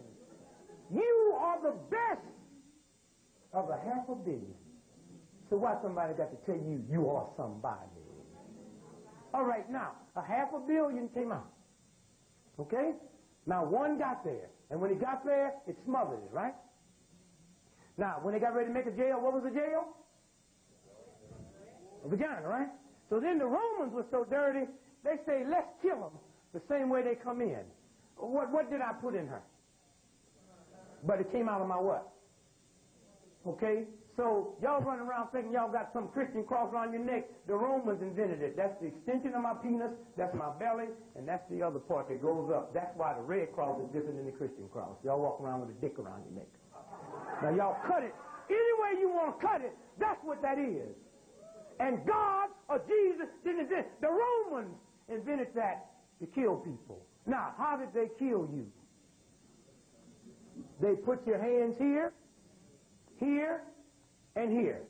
Now, if I'm held up by my feet and my arms, what happens to this part of my body? After so long, the diaphragm refused to work, right? And I died from what? The Romans took this dick and killed them on the cross the same way they come in. And y'all don't know that story? They take them out the same way they bring them in, through suffocation. And y'all got some stuff that some old men then put together and run that game down. King James was such a weird homosexual. He hated the fact that he had to come through the belly of a woman, so he did what to his mother? Killed them. Killed them. And y'all got that book in your house and don't know his history? Ain't nothing wrong with the book, but at least you ought to know the man that wrote it, and the 27 people he had to reinterpret that Bible, he murdered all of them 2 days after they got through. And y'all don't know that. That's why y'all can be ignorant enough to have a gun and a Bible in the same house and don't realize when you put a gun and the Bible in the same house, the gun just cancels the Bible out. Because I just say, God, I know you, God. I know you created the whole universe, the Atlantic and the Pacific Ocean, but I know you, but I just don't believe you can protect my house. That's what you say to God.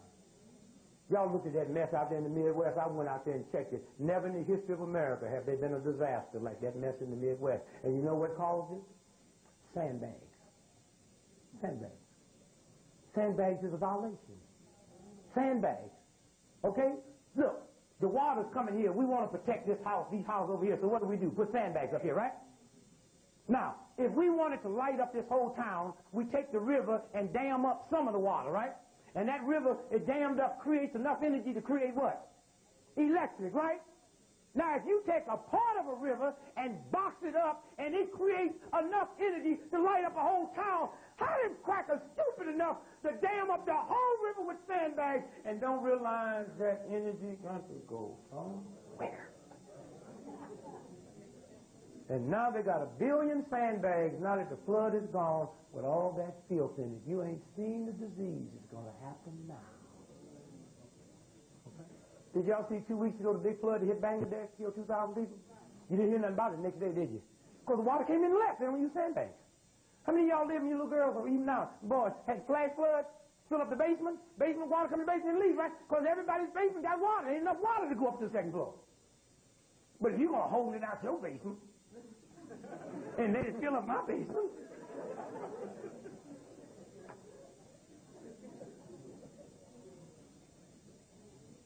On your fingers, count. On your fingers. Don't get smart on me now. Christ was crucified what day? Friday. How many days taking the rise? All right, count that on your... I don't say Sunday. I ask you how many days. How many days taking the rise? Count on your fingers 3 days from Friday what you get. All right. Everywhere in the world, Easter celebrated on Easter Monday. Except here, with all this crazy ignorance. The Egyptians were so dumb and ignorant, they thought because the sun dies once a year and 3 days come back, they thought if they could build a pyramid, that when they died, if they put them in this side, they would come back in 3 days, and they put the whole family, all their riches in there. And when y'all go there to look at a pyramid, y'all going to look at an ignorant-ass coffin. A coffin. That don't work. And you know, same above as below. Stand up for a minute, baby. When she stands up here, the law of physics says there's another one of her going this way.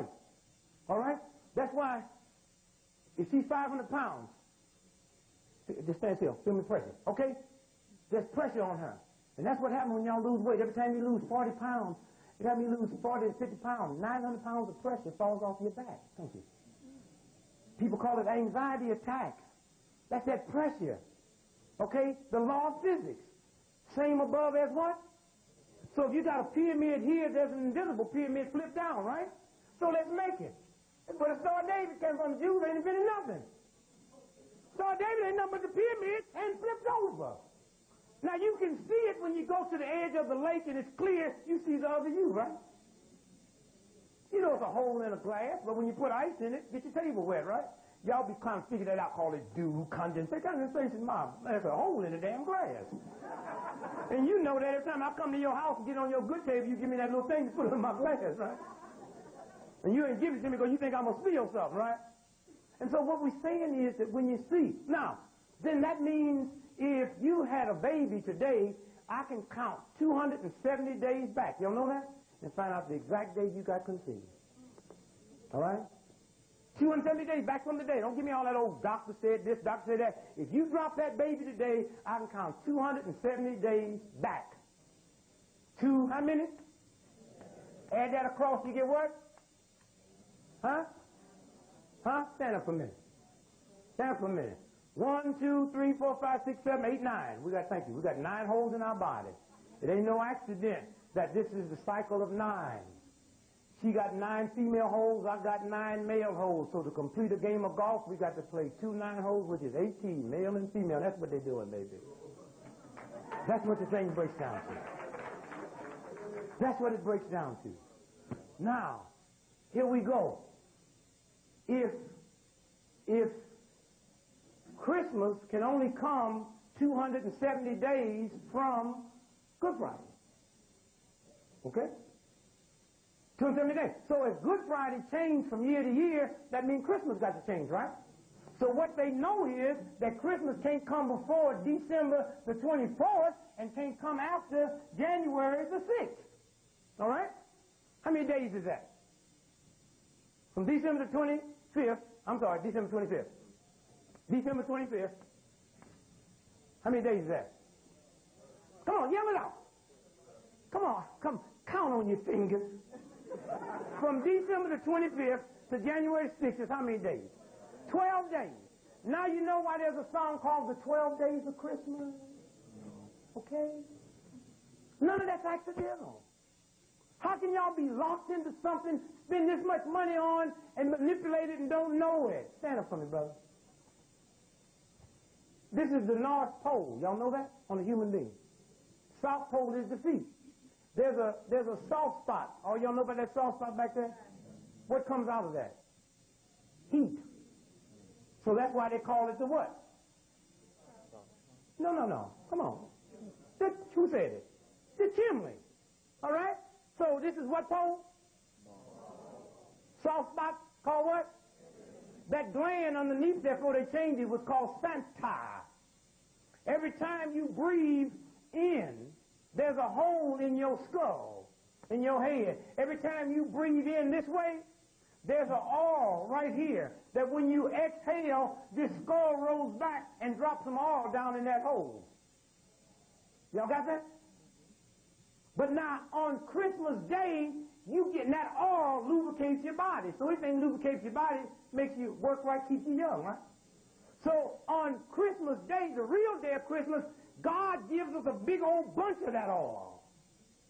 Now, you know why they say stand up again. On December the 25th, on Christmas morning, Santa comes from the North Pole and brings gifts through the chimney. Thank you. That's what the game is about. They take what God gave me and turn it into a code, and they got me believing I'm supposed to be going here learning 2 and 2 is 4, and how to spell Betty, and I love you and you love me. Come on. Now, y'all want to go home and get your calendar, you want to find out the real day of Christmas, count 270 days from this past Good Friday, and you know when the real day hits. And that thing just falls off and hits. And so, as we get into fasting, and then we'll get into, who all was here yesterday? That thing I gave y'all, she went and ran it off. Okay? Now, listen to this. God.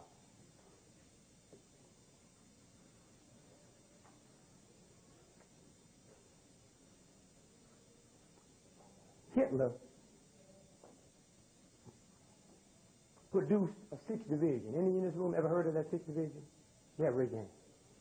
Nobody talk about it. They don't write no movies about it. That 6th division was to warfare what Michael Jordan is to basketball.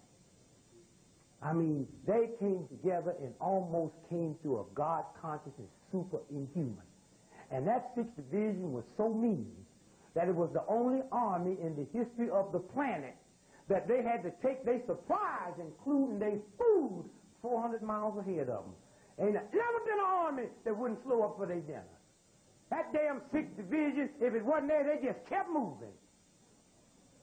So they went in and hit Russia. They hit Stalingrad and Leningrad, and then they said Stalingrad is here, Leningrad is here, the lake is behind them here. They say, keep a forward for half your army here, keep half your here. We take these other half and go into Moscow. And that 6th Division went into Moscow, baby, and in a day and a half, they killed 1,500,000 Russians in a day and a half. And now it's Tuesday night. And they sent word back, the 6th Division, to Hitler, to mar the world. Y'all ever heard that statement that they made? You know why? If you ever get time, look at a map of Russia. Russia had 22 time belts. Did you know that? 22 time changes. Like we in the Eastern Standard Time go Chicago, right? They have, that's how big Russia is. They got 22 time changes. Okay? So if you look at the map of Russia, anywhere in Russia with airplanes now, you less than an hour away from any country in the world. That's what they meant. But something happened. Y'all want to argue about God? They don't do no movies about it. Don't nobody talk about it because evil old men don't want you to know the power of God. They had left this group where? In Stalingrad, remember? Left the other group in Leningrad. They took that other half of that 6th Division and went in and kicked Russians' booty to the tune of 1.5 million. And then Wednesday morning, God sent snowflakes and stopped that 6th Division in its tracks. And they all surrendered. Did I hear somebody say something like that? What did you say? Froze to death. Froze to death. Froze to death. This group that was superhuman, well, the Russians helped them. You know, the Russians took all their clothes off of them and put them buck naked in the snow. That's why when everybody started talking about the Geneva Convention, the Russians don't say nothing. Froze to death. Did you hear me? Destroyed the 6th Division. Now watch this. Meanwhile, this group over here don't know what happened to this group, right? These groups is over here in Stalingrad and Leningrad. That God force came through. What did I tell you was behind them? Water. Froze that water up so that them Russians laid railroad tracks across the lake and put them freight trains out there and brought them troop trains up behind them and wiped them out. Laid the railroad trains across the lake because the universal God force froze the lake so they brought the troops across the lake and slipped up on them from behind. Now, the reason I tell you this story, don't nobody talk about that. Because they don't want you to believe that it was Eisenhower and VD Day that wiped them out. That same God force that wiped out here, who else did it wipe out there in Russia? Napoleon. Had a bad army, just went to Russia at the wrong time. And so I say to you today that you just know who you are and know that you count, that you do make a difference, and that you are important. And now, before we get into the fast and we get out of here, I had a paper I wanted to show you. Stand up, sister, we can say. What paper did she say this was? Atlanta. Now, I just want you to kind of read something that I marked. Just start up just a little closer here, right over there. Listen to this. Y'all remember the name? No, don't get that. Just read what I marked. Okay. Mr. Jordan and what Sheriff Officer said was an act of random violence unrelated to his status. How does he know that? How does he know they didn't know who he was? How is this sheriff going to say it was just a random? They didn't know that was Michael Jordan. Go ahead, finish that. Listen to what he says. Of random violence unrelated to his status as father of one of the world's wealthiest and most famous athletes. Go ahead now. Mr. Demary and Green are being held without bail. Sheriff Stone. Okay, hold it. Now watch this here now. This continues. We're going to skip around. This continues on page 8. Y'all need to get this paper when I finish telling you something. Page 8 on the back. Just read up one line ahead where I marked. An autopsy shows Green and Mr. Demary allegedly drove... Stop there. Okay, now, run one line over where I marked. If 3 days later, Sheriff Stone said Green and Mr. Demary were... All right, right up there. On Green, belonging were found on Green and Mr. Demary. Now, look. Every time this white man talk about these two damn murders, he calls the nigger Green and the white boy Mister. Get that paper. This man has such a passionate hate for niggers that he's dealing with two murderers. One he refers to all through this article as Green. And the white boy he calls Mister. How much do you hate me? That if you really believe that these two murdered him, why is one the white called Mister and the black referred to by his? If you got that much hate for me as a black man, how much hate did you have for Michael Jordan? How much hate did you have for one of the richest niggas in the world? What did y'all do to him? What did y'all do? And listen to me. Listen to me. Niggas like me is tired of working for y'all. Y'all got the same God conscious. I didn't get this from a Harvard, Yale, SIU mentality. I've got this because I worked. I've got this because I spent some time when I should have been hugging my children, but you, my child. You, my child. I would rather save the whole family than mine. And so I spent a lot of time doing things that normally you wouldn't do. So when I picked up the paper today, I called it quick. I was sitting in the bathroom taking an enema. It takes me an enema every day. And I was reading the paper. And I said, wow, I don't believe this. And I put the paper down. I said, oh, nigga, you started yourself again. And I picked it back up.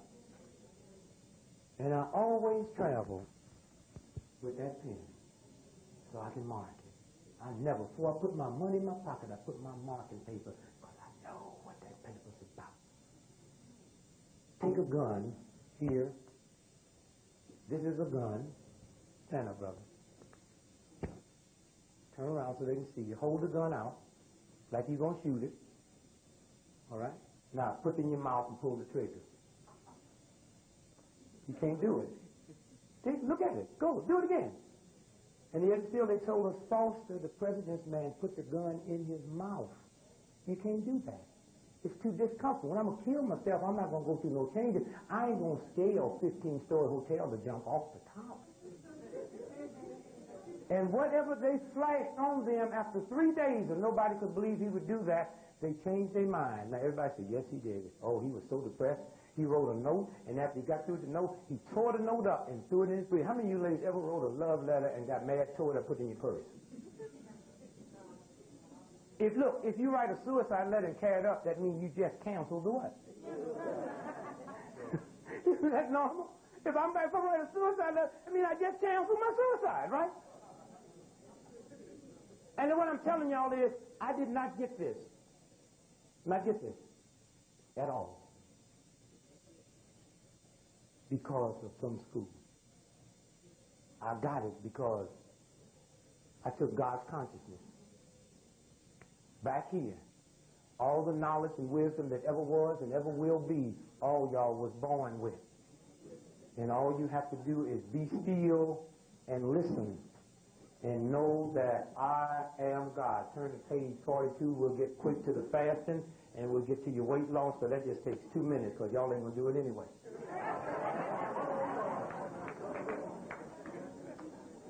84, I'm sorry, baby. 80. There you go. Okay, listen. We're going to get out of 86. Listen. The Bloods and the Crips? Bloods and the Crips? Stand up, baby. No, throw it. Fold this like this in front of me here. What book? What's the name of that book here? Put your thumb under there so you don't lose my page. What's the name of the book? Listen close. Listen good. Hold it. Listen close. What's the name of the book? Conspiracy. Yep. Hierarchy.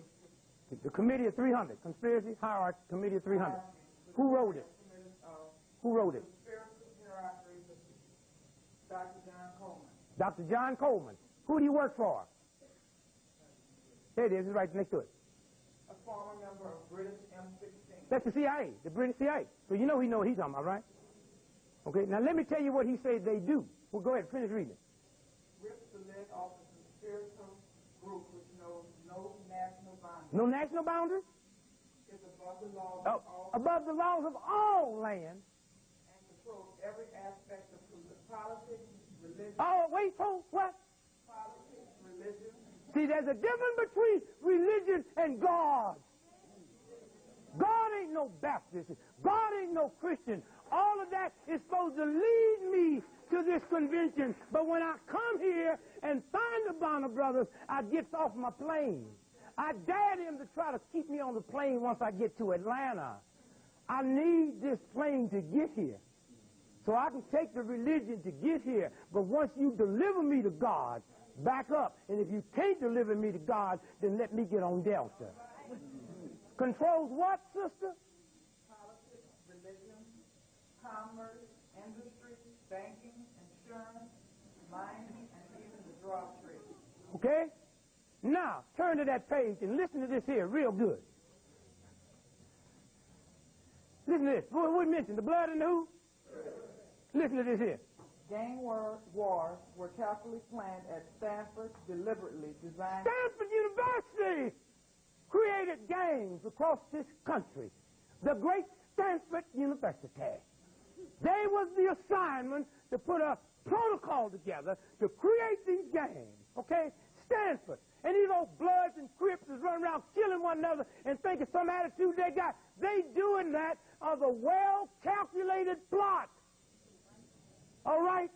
Go ahead. And they put a movie and a play together to make it work called West Side Story. All right?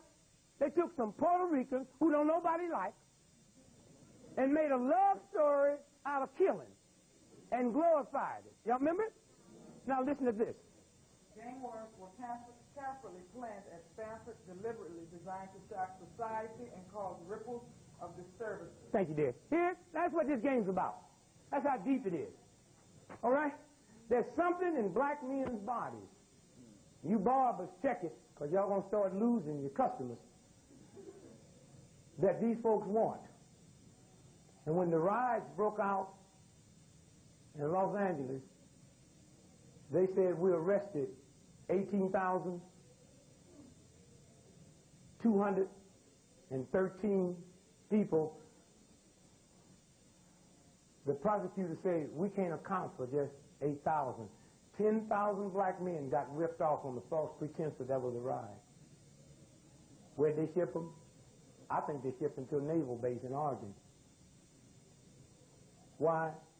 Because there was a train coming out of Tennessee, if y'all live there, that derailed 6 months ago on its way to that naval base and had 300,000 pairs of handcuffs on it.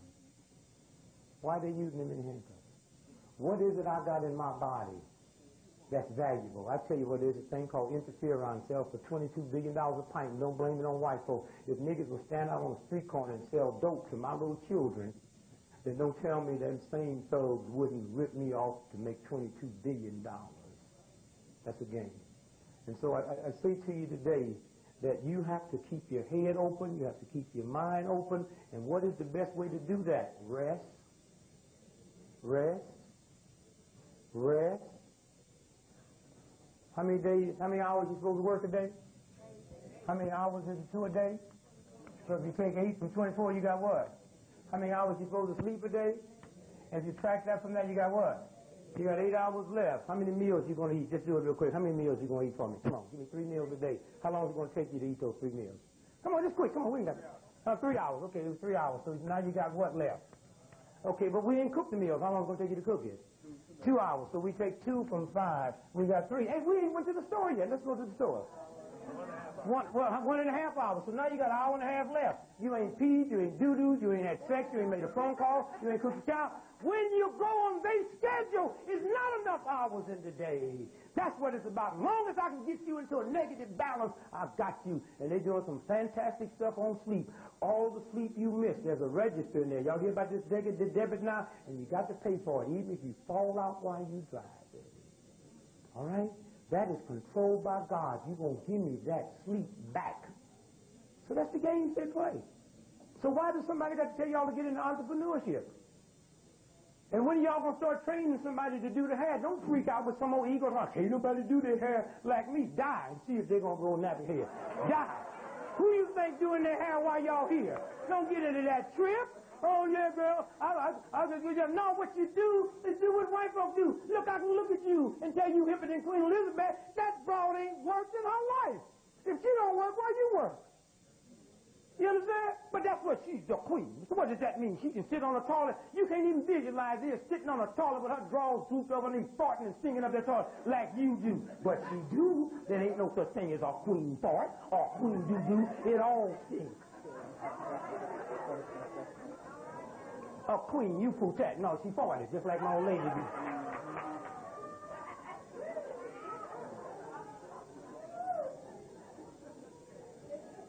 Okay, let's run. You should fast 1 day a week. You don't have to know anything about fasting. Fast 1 day a week. You know, I know you drink 1 day a week. You didn't learn nothing about, I'm going to drink this weekend. Because I've heard people on the job, man, I'm going to get drunk this weekend. And everybody brag, I'm going to get drunk this weekend. So, but did you study it? No, but when I tell you to fast, well, can I get some books on? No, the same book you got to teach you how to get drunk on the weekend, that's the book going to teach you how to fast in 1 day.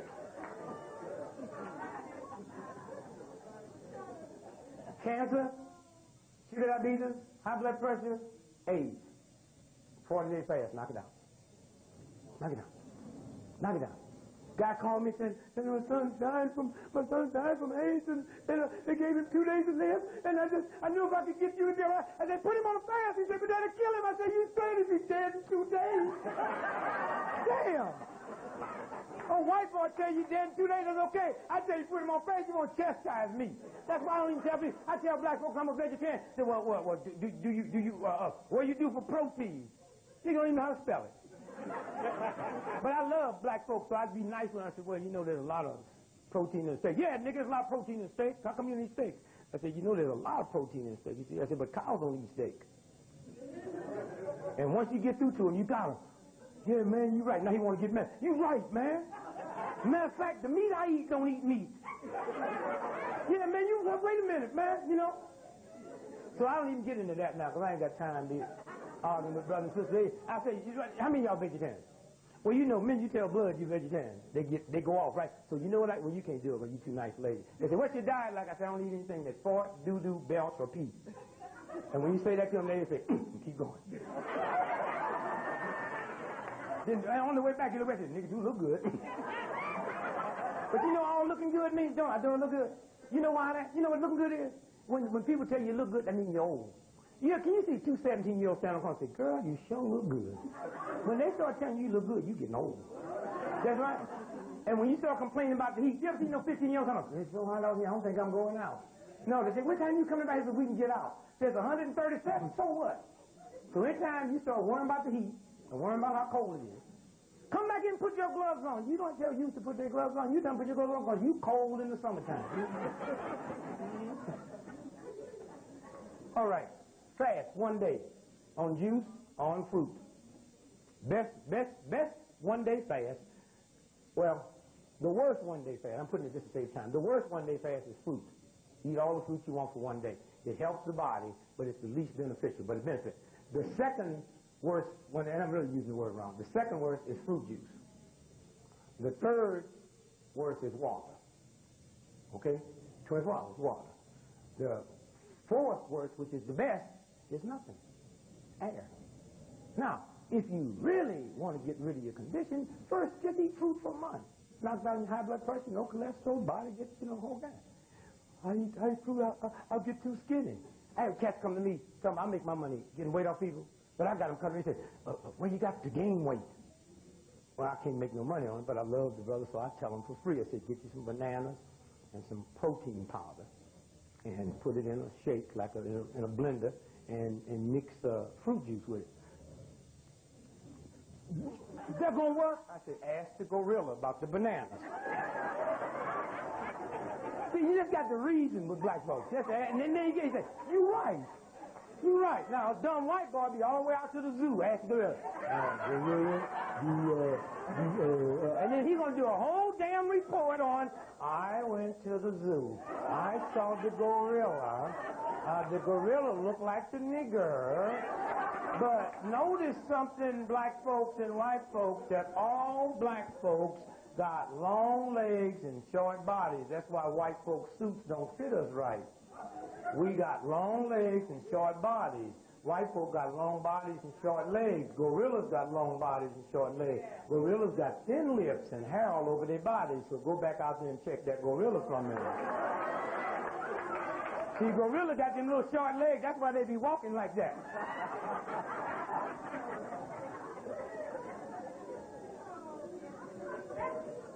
All right, so we got that.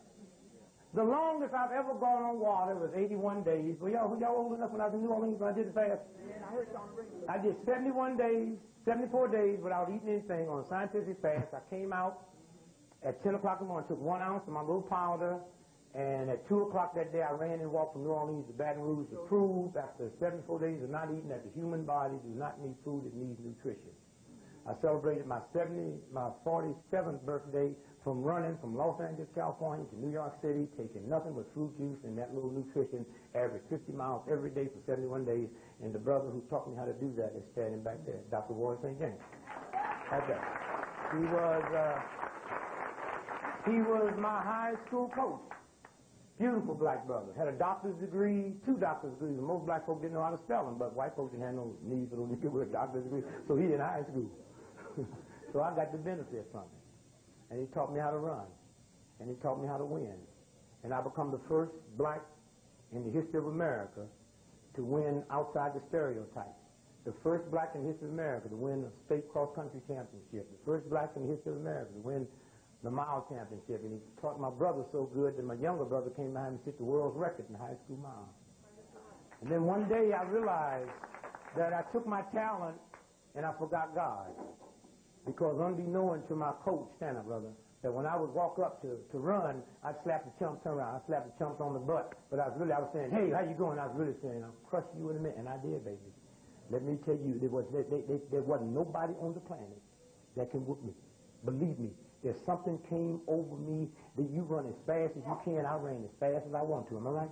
I mean, something come over. I'd come behind them curves. Sometimes I'd be playing with them white boys. And one time, one of them got too far ahead of me, and he was raising his arms up at the tape, and I was coming around that turn. I said, God, get him. And I didn't know then what I know now.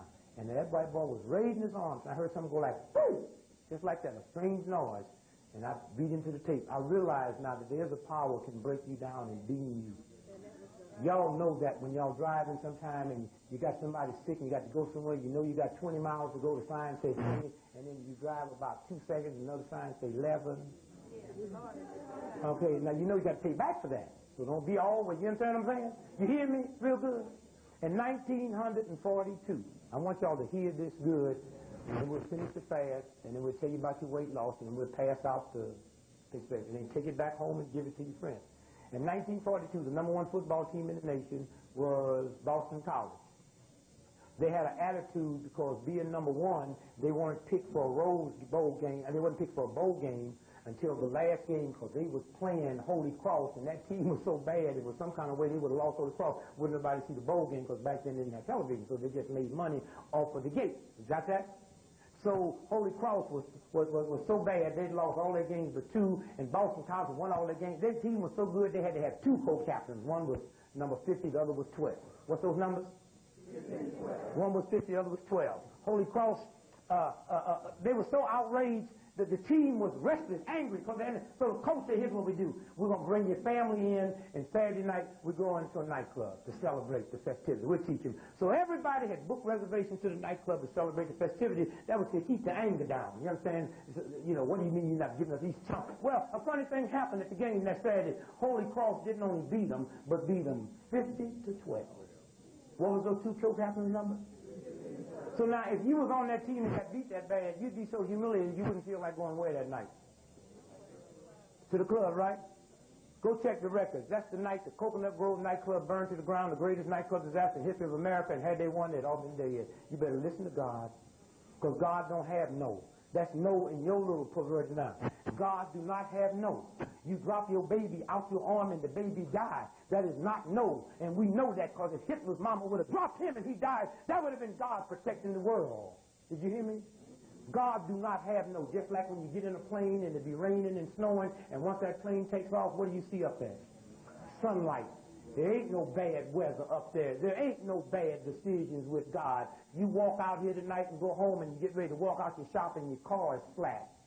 That's your God saying, rest with me, sister, rest with me, brother. There's an accident waiting for you. The only way I could get you off of it, I had to flatten that tire. But if you cuss enough, if you get mad enough, if you get evil enough, you'll lose my gift. And there's two banks. Two banks. What bank you got your money into? What's the name of it? Close on the weekend. Close at a certain time. There's two banks. There's the one you got your money in, and there's one out there. And I tell you what, you better have some money in that one. It never closes and will always balance out your account before they bounce your check. So if you're on your way to the airport to get on a plane that's going to wreck, and your balance is right there, a cab might hit your car. God got 10,000 ways of getting you off that plane. Girlfriend or a friend might call and tell you about a disaster in their family. My son died. That cracker wasn't to kill Medgar Evers. He was supposed to kill me. Della Beckwith was supposed to kill me. And my son died, and I hugged Medgar when I left. I said, it's up to you now, baby. You got me out here. Put him back there. Well, I was laughing. Baby 2 months old. 2 weeks old. And I could feel death all around me. And I said, wow, man, my job ain't complete. And they came and brought a strange message. They call your wife quick, your son's dead. And then Medgar had that funny look. I said, no, baby, that death is on you now. That's pulling me out of here. Y'all better listen to God. And unbeknown to this brother here, I used my talent. The greatest runner in the history of the planet I could have been had I wanted to. Thank God I didn't. Great. But I never used it with love. When I walked on that line, I chopped you up. And if you was white, I chopped you up twice. And let me tell you how good I was. Stand up, brother. We talking about cross country. How many miles was that? Warren was in high school. 2.5 miles. Running, humping. I run behind him and say, I'm going to do it to your mama. I'm going to get your mama, white boy. I'm going to get your mama, white boy. Ooh, I'm going to get you. Thank you. I mean, I dogged them.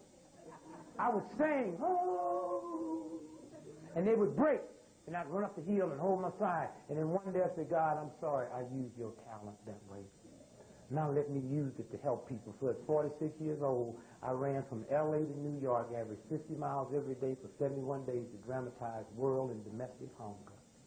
And let me tell you, there ain't no pain in the world that ever been dealt out of what I went through, but I knew it was purifying me.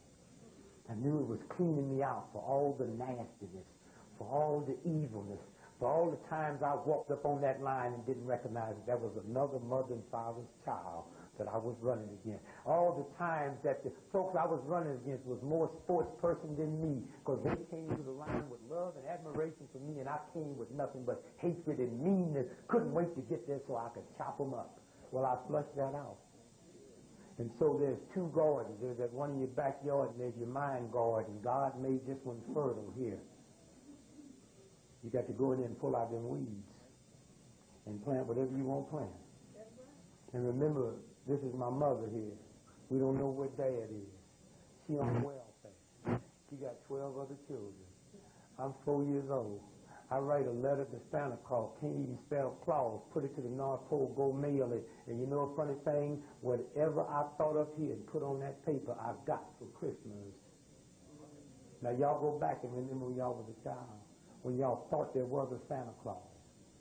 And the Santa Claus was in your mind, but you thought it was one, and you wrote a letter to Santa Claus, and whatever you asked for, you got. Because there's a God force that don't say you get predicated on the welfare check or predicated on dad or mom. It says whatever you can conceive and put down in my mind garden, even if it's negative, I grow you bad fruit. And a system with television and nastiness have made us grow bad crops. Now you got to go and pull that out. And there's no way to cleanse your body any better than fasting. And the best way to test it is go home and to get naked. And if you don't like what you see, something wrong. And if you 400-500 pounds and like what you see, you need to go to a psychiatrist.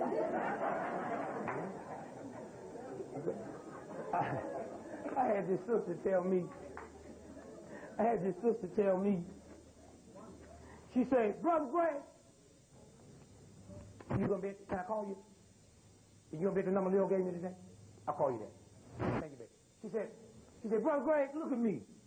I'm 455 pounds. She's walking like this.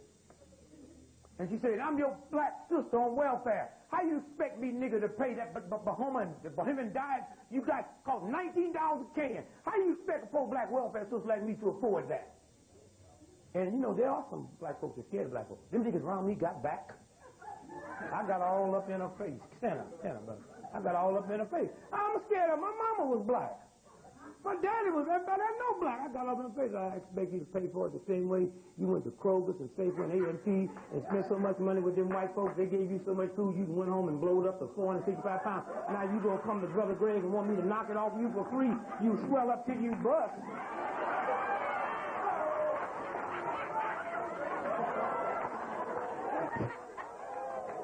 She say, let me buy 2 cans, my man.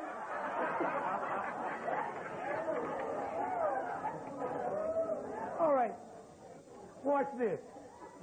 The name of my book is on this sheet here, Gregory's Natural Diet. Now, if y'all ever see me, you never know me hustle a book. Y'all never heard me sell nothing. You know, as long as y'all been coming to lectures, I never sell nothing. The reason I'm saying about this book, there is no better fasting directions than I have in my book. And let me just say this here. One thing, when you go buy this book or take it out of the library, scratch one thing out, the honey. I didn't know when I wrote the book that more people die from honey every day in America than cocaine. Okay? Because cocaine, honey is, the bee eats the pollen, right? Then it bursts the pollen up, right?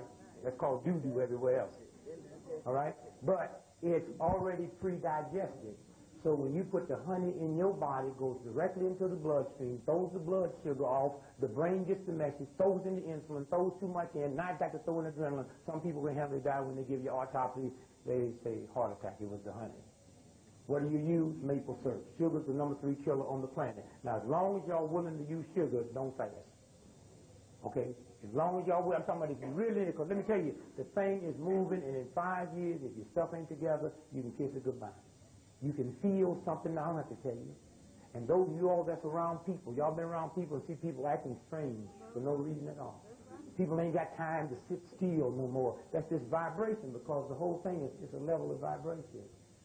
And so there's the ozone level that's burned up beyond repair. Now let me just tell you this, it's very important. There's something that's raging across this country they don't want to tell you about. It's called rabies. All right? They made a mistake the other day and slipped through that little girl died in New York. Did y'all see that on the national news? From rabies. Did y'all see that stuff in Jack in the Box? All right, now, if I'm eating some Cracker Jacks and get sick, and the government starts telling y'all to cook y'all's popcorn different, then it means there's something wrong with popcorn, not Cracker Jacks. If something happened in Jack in the Box and the government, as of next week, going to put labels on all meat to tell you how to cook it, then it means it ain't Jack in the Box. The ozone level is giving all animals rabies. Now, all y'all that got them dogs and pets around the house, you better have them checked, because you're going to come home one day and see your child or yourself scratched. And once rabies sit in, it never changed. 14 days later, you're going to have a mad person on your hands. That's this whole power of God. I did not give you niggers or white folks to hold hostage. I didn't give you animals to hold hostage. What kind of fool do you think I am as your God? To give you a dog to be your friend, you more friend to your dog than to the baby that came out your belly. I will punish you one day for that. And you want to hear something else? Lou Gehrig's disease happened in houses that have a dog or a cat, 98% of the people. Why? Because when you hold me hostage, you think I'm your pet, you think I like you. I resent them people, and I give off a secret gas off my body that will mess you up. I, your God, did not put an animal here to be your pet. I sent a child here to be your child. I sent this one here to be your companion. Y'all fight every night, then get out the bed, cussing one another and go feed a dog. What kind of God do you think I am? I got it one. What kind of God do you think I am? And so what I'm telling y'all, I'm telling y'all what to do with your pets. I'm telling y'all, y'all better keep your eyes open. Y'all better stop feeding these old square squirrels, because they claim not, they lick you. Any of y'all live in New York? Anybody live in New York? Do you know raccoons is coming downtown Manhattan at 12 noon? And those of y'all that know about raccoons know how shy a raccoon is? Yeah, I had a raccoon. See, I didn't know nothing about no raccoon. How many of y'all know about raccoons? I didn't know nothing about no raccoon until I moved out on this farm. Raccoons, the difference between them and the rest of them, they can use their thumb. Did you know that? See, the monkey can't use, I believe the monkey can use their thumb, but they know first time that white boy knew they can use their thumb, they can replace them with us. The monkey, see, make like you ain't got no thumb. You can't grip nothing. See, the monkey's supposed to not be, I know that monkey use their thumb. A raccoon use their thumb. A raccoon. I came home one day tired, you know, I travel with all my stuff in the big, a lot of vitamins. I came home, I'm way out on the farm. We don't lock no doors. I left my bags on the porch. You know what I'm saying? Raccoon opened up my bag, ate my vitamins, and then doo-dooed in my bag. You know what I did? I fixed the raccoon a meal and laced it with red cayenne pepper. Baby, you heard raccoons howling around. If they could have wrote me a letter, they'd say, I'm sorry. All right, let's watch this on a fast. 40-day fast. First 7 days, if you fast now, you got to walk slow. If you fast now, you can't down a fast. Don't let nobody tell you you're going to down fast. Don't let nobody, you cannot down fast. If you get up, you get dizzy. That's because all your blood is being purified. Fasting is nature's operating table. You should take off from work and fast. But you can't. That's why God will knock you down on your back. Then you take off from work. Okay? You understand? And I say this again. You know, you and I are lovers, right? Fall dead in the morning. I got the sister covered, baby. You know, weeping is just for a few minutes. Joy do come in the morning. Okay? Y'all be running that old game down on yourself. My wife told me that. Oh, Greg, promise me. She's feeling good. Promise me that if I leave you, if I die for you, you die for me, you will never see nobody else. You better try to get that deal while we're alive.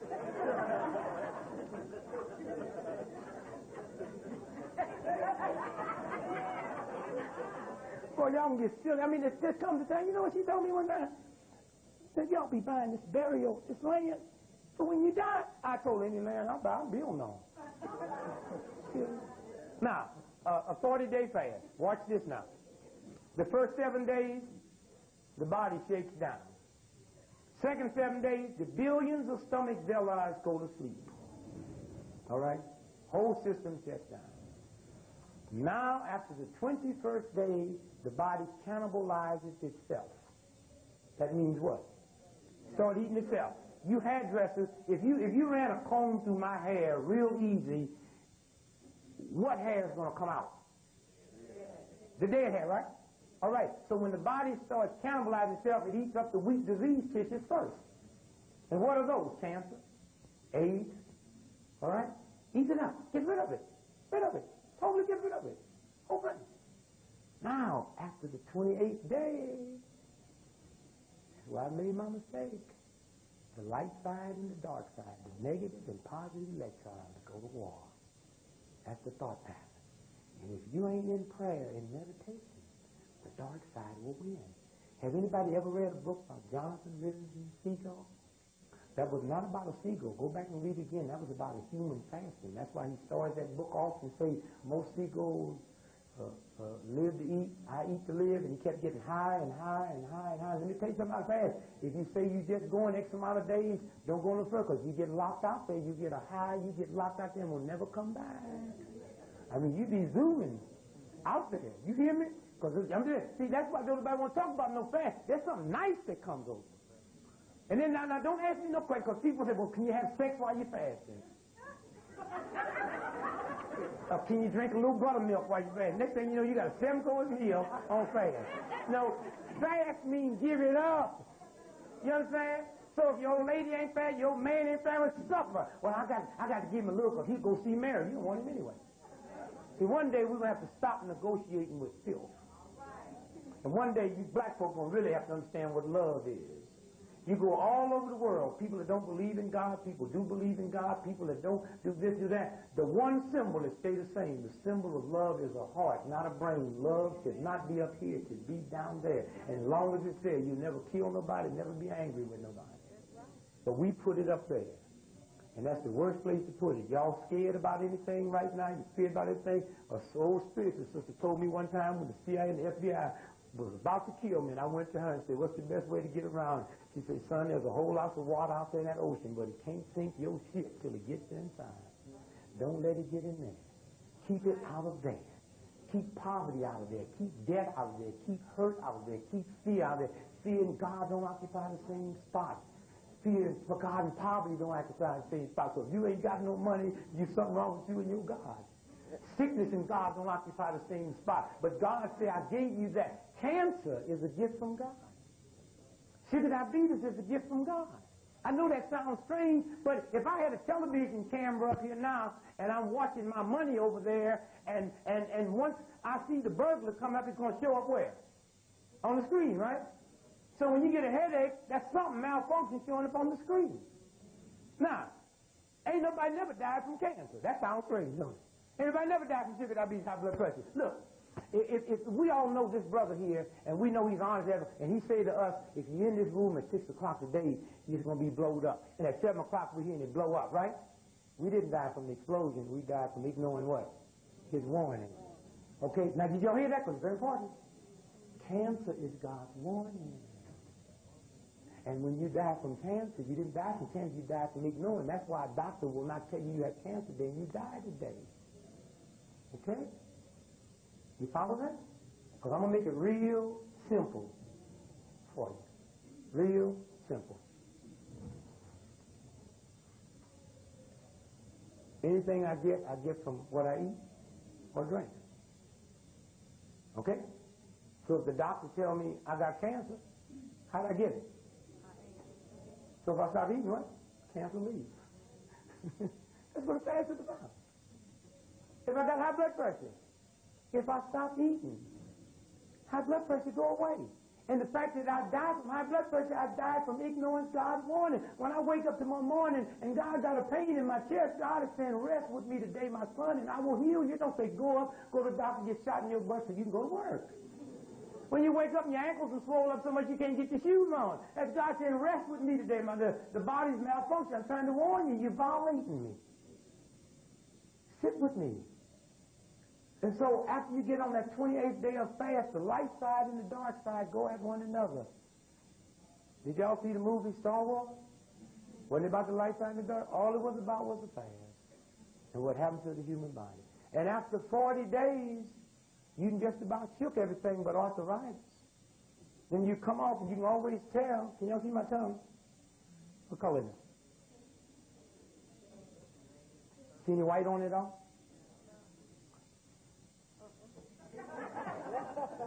Anytime you fast, turn tongue white. Y'all fast every night when you go to bed and go to sleep. You wake up in the morning, eat your first meal, it's called break fast. We call breakfast, don't even know what we're saying. If you wake up in the morning and don't eat the first meal, you don't break the fast. And whenever you start a fast, start in the evening, sundown. You go one day, start like you started today, don't start at midnight, because that puts some pressure on you. That means if you start at midnight, you got to go to midnight tomorrow. You start today, this time tomorrow, you be already eating. It's that simple. And put olive oil on the body. Walk slow, don't carry nothing heavy, because you mess up your muscle. And it goes that way. You got some money problems, you got some financial problems, you got some debt problems, you got some man problems, whatever, fast. But when you fast, don't send no negative energy out there, because you kill something, you got to pay for it. That's how powerful fast is. You have a laser that will kill something that you don't have to pay for. And so I leave you now, and I drop this on you. Water, going to lose 12 pounds a day, 12 pounds a week. You fast. Now, fasting, you lose impurities. Fasting is not to lose weight, you lose impurities. In the process of losing impurities, you lose weight. And then when you come off of a fast, woo, you gain weight quick. Why? If I carried my car to this brother here and he totally overhauled my engine, I use less gas now than I did before, right? So once you come off the fast, cut back on your food. Once you stop smoking cigarettes, once you stop doing all this, I can get people to stop smoking cigarettes overnight. All I do is come up with a trick report. You know how white folks do when they be lying? You saw the sheriff talking about Jackson Farm. Michael, they always do that. They talk out their throat. We here at Harvard University and Yale University, University of Toronto, I got to throw a black one in, and Harvard University in Morehouse. After 35 years of research, we found out that due to the acid rain mixed with the moon dust, anybody that smokes after this coming September 21st will turn jet black. Well, we don't have to worry about white folks. And most black folks will stop smoking, right? And I hear people say, people make some dumb things. I don't understand how come them white folks don't like us. They're always laying out there trying to get a fan. Baby, you're right. They're trying to get a suntan, not a sun black. That is suntan lotion, not sun black lotion.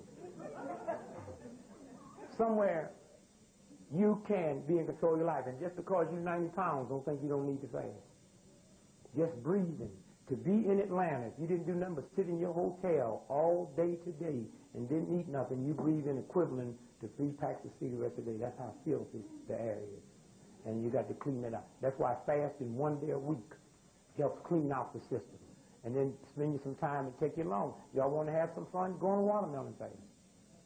Just don't eat number watermelon for the next 2 or 3 weeks. If you talk about clean out your body, and you know you're going to get full, because you know you need enough watermelon in your belly. That's the worst ache in the world. You eat that watermelon and look like something happened. That thing just gets happened. And then, but ain't it nice when you eat that watermelon? Y'all know what I'm talking about? You eat some of the watermelon and you just got to belch off for it or look like you're going to bust. You ever had that happen? And you can't do neither one of them. You just sitting there saying, and then all at once, God comes to the rescue. You hit that belch and fart at the same time. And it look like all that stuff just slides around. And boy, you feel good. And you want to go eat nothing all year. And once that belch and fart move that stuff around, you right back there trying to get you a bologna and cheese. And then try to eat, after you come off that, fruit. Eat fruit. Young, there's no age. How can the Bible tell you about eternal life? And it don't mean eternal life. It means we're doing something wrong. So 8 glasses of water a day, fruit in the morning, fruit for lunch. And now let me just tell you what I left off last night because I didn't want to get involved. There's about $800 worth of vitamins here. Now you don't have to buy them. But let me tell you what it is. You have beauty salon? What's the cheapest thing I can bring my old lady in and get? And how much that costs? And what's the most expensive thing in the whole shop? And what's that cost? $3.50. Okay, now the reason I said that is this. But you have to have some little things in between to be competitive, right? Because you just can't open up a shop and do nothing but the weeds. I mean, some people can, but there's a lot of people that get that in between. Well, my big Gregory Bahamian died. To put the right can out would have cost about $900 because mine is the Rolls Royce, but I wouldn't have been competitive. Y'all follow that? So what I did, I put it out enough to stay competitive, but mine still costs more than that. You know something about mine? Mine's the only one selling health food stores. Mine's clean. Mine don't get you sick. Mine's now, that can cost me $2.50. And y'all pay what? $19, some $20 for, right? So it cost me $2.50 to make. I sell it in for $10. Now, I could make that can for 85 cents, but I decided I would take advantage of y'all. So I put a lot of stuff in it that deals with high blood pressure, sugar diabetes, arthritis, a whole lot of stuff I put in there that as long as I don't mention it, I don't violate the government. Now, I had to leave some stuff out. So this is the real Rolls Royce. So those are yours. Now, it says on here how to take it every day. How many to take? Yeah, it's about 60 pills. Say, woo. I used to smoke 4 packs of cigarettes. Nobody ever said, woo. When I was smoking 4 packs of cigarettes a day, drinking 50 scotch, nobody worried about my health. The minute I started fasting, people said, you all right?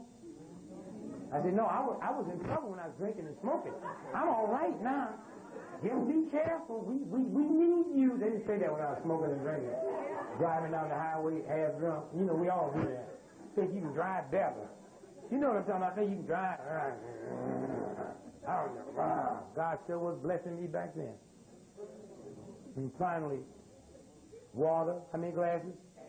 8. Now, listen to this. For every 25 pounds you're overweight, you have to add another glass. If you're 50 pounds overweight, 2 glasses. If you're 100 pounds overweight, 4 glasses. Up and up. Because water is a diuretic. Well, I can't drink no water. My body holds water. Holds water because you know you're dumb enough not to put enough water in your body so it holds what it got when it can get it. And anytime you go pee, other than when you're taking vitamins, and your pee is any color other than natural, that's God saying you don't have enough water. And the real bum, they spent $2 billion and find out Alzheimer's disease is really caused from lack of drinking water. Now, I'm going to say this and listen.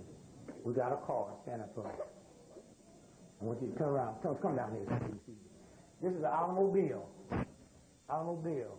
The eyes would be what? The nose would be the exhaust. Breathing. Mouth would be where you put what in? Gas, right? Rectum would be what? Exhaust. Get down on all 4, that's the wheels. See what I'm saying? Now, what's the only thing he has inside of him that a car has inside of him? There's a battery, and in that battery there's a thing called what? Cells. Cells. You got cells inside of you, right?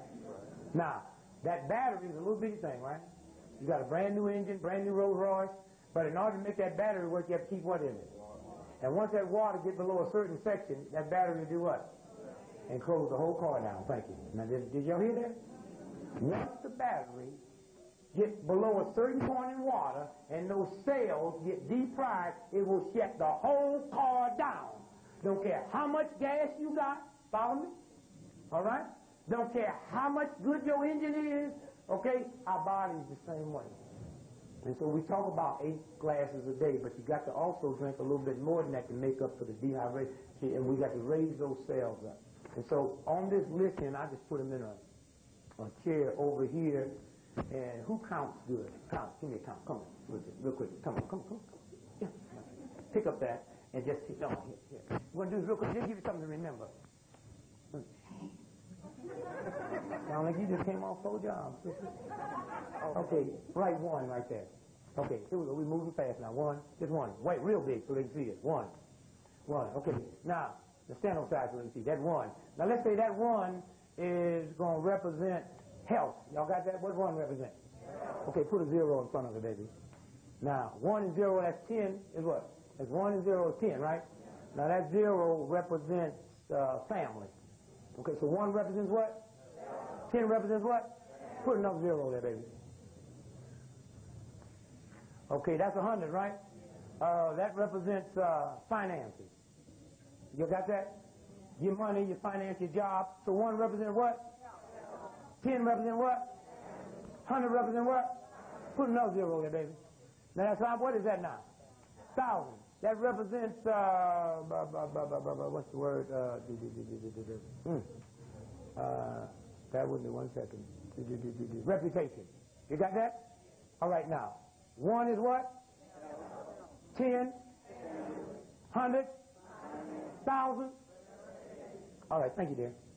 Thank you. Y'all hear that? Give it to me again. 10. Take that away, and what you got? Hear me now. Hear me now. Once you take the 1 away, there is no 1,000, there is no 10, there is no 100. 1 is health. You can stay in them shops all night if you want to. You can load up your bank account if you want to. And once you affect this, family's over. Finance is over. And reputation is over. Hear me good now. 1, get out there and get you some physical fitness. Drink your water. Eat your fruit. The number 1 thing you got. She fall dead in the morning, shop ain't gonna close. Yeah, that's a game y'all be playing. Oh yeah, your children come like a fool in the morning, but they be going to that game this Sunday. They be right back at the movie, and them little children, when they come home from the funeral, they're gonna be playing with them toys. You see that? And so what I'm saying is, it's up to you. And so what we're gonna do, sit here. So we'll sit here. This is my daughter, 6 years old. There's a thing back here that tell her right and wrong, okay? So when she see me smoking a cigarette, she see what? But no. What she knows cigarettes to do what? So little babies don't have unique abilities to see this. So when she see, and she know cancer will do what? So when she see me with a cigarette, she see what? Okay, thanks, dear. Now, it is hard for me to smoke in front of a child and do something that disrespectful me, and that real thing can never have respect for me. So y'all walking around talking about respect your mother. What are you talking about? The Bible says, what? Honor what? That's bullshit. Honor your mother and father if they're honorable. Suppose I see my daddy, listen to me, suppose my daddy chop up 12 5-year-old children with an axe. I'm supposed to honor him?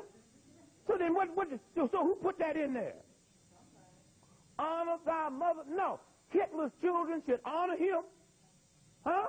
Come on now. I'm going to make you a whore and a dope pusher. All right? I mean the most miserable whore, dope pushing murderer. Right? This is your daughter here. Would you lead her into prostitution? Would you lead her into dope? Then if you a whore and a dope pusher and wouldn't lead your daughter in prostitution, why in the Lord's Prayer do I say, lead me not into temptation? What's wrong with that? What God gonna lead you? That's why y'all better listen. Because people tamper with stuff, and long as they put it under the auspices of something, y'all run to it and don't check it. But I tell you something, you're going to check it. What God would lead you into temptation? Lead me from temptation. Was that it? Or did somebody switch that? Okay? Can I put a car in a big truck, or can I put a big truck in a car? Y'all know that, right? Well, how can y'all be so bright when I ask you something and so dumb when you read it somewhere else? You can put a car in a big truck, right? Well, can I put a mansion in a house or a house in a mansion? Whoa! You can put a house in a mansion. But yet when you get the Bible and say, in my house there's many mansions, and y'all don't challenge that? In my house? Didn't say one mansion. Or are they talking about astrology? Or are they talking about the 12 houses? Huh? In my house, there's many mansions. And all I'm saying is, you got to just stop and listen, even if you don't say nothing to nobody.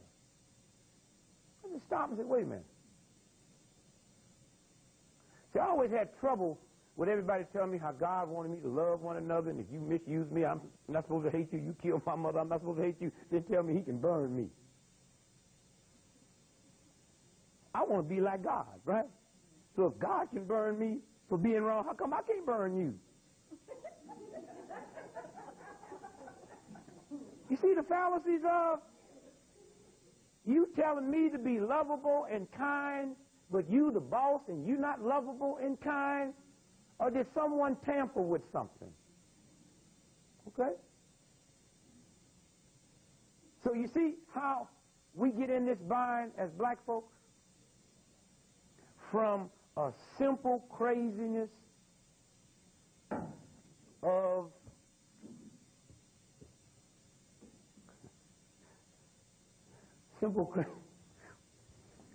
white folks was meeting this morning. Y'all get the paper this morning? If y'all wasn't here yesterday, this don't mean nothing to you. What's the date on the paper there, baby? Thursday, August 17th, 19th. Not Thursday. Come on, sit down. Give me some eyes. What's the date? Thursday. Tuesday, August 17th, 1993. Baby, you have a shop. I hope you don't get in this early. Because you be done bleeped it out. All right, now, over here, there's some question and answers. What's that say? The Jordan case. 2 young suspects are ordered held without bail in the shooting death of Michael Jordan's father. Question and answer. Why was one suspect called Mr.?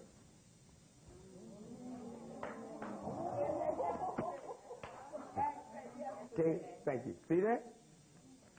See that? So that was in yesterday's tape. But then I'm going to show you something later. All right. Okay? Very interesting. We'll get both papers and look at them. Now, out of love for a white man shot his wife in Boston. He said a black man did this. She died, the baby died. Tell us do it. But we didn't know it till 18 months later. Now, here's the way my racism works. I didn't challenge it because it sounded like something a nigga do. Is that scary? I didn't challenge it. Wait, no. I know everybody gets bright in my audience, but I'm saying I didn't challenge it. All right? Because it sounds like something a nigga do. See? You see how racism works? Just like we did yesterday, a little black child come up here, pull out a beeper, we think of drugs. White boy come up here, pull out a beeper, think of Dookie Howser. Okay? Frankenstein, Dracula, Wolfman, King Kong. King Kong. Y'all see King Kong? King Kong is a story of a nigga raping a white woman. They just do it in and symbols. You know, nigga, big old. Ain't it funny? Every time you read in the paper about a crime and they say Burley, they're not talking about white. All right? Okay? Burley. Okay? They're talking about black. All right? So this whole King Kong thing was supposed to be this big nigga raping this white woman. That's what the whole thing. And white boys go and look at it with their old lady and get off. Because it's the whole sex thing. Dracula. Do you know anybody ever in the history of the planet can turn into a bat and suck your blood? You know where that came from? Out of Nazi Germany. And it was them dirty Germans talking about Jews sucking money out of a bank. That's why you got to be careful what you look at. And that's why them good old sanctified folks, they just, with all of their craziness, they say, you can't go to movies. And they're right. They don't know why. Ain't that lovely? We talked about where lipstick came from yesterday, right? Did them sanctified folks say you can't wear it? They don't know why. See how? See how it works? See how it works? Can't wear pants? Why? Because your vagina breathes just like your mouth, because new life got to come through it. And when you wear pants, you shut the oxygen off and you create fungus. That's why you women today are spending $6.5 billion going to doctors getting shots for them vaginal infections. But they didn't know that. They just knew that. They didn't know why. You know, they just something just.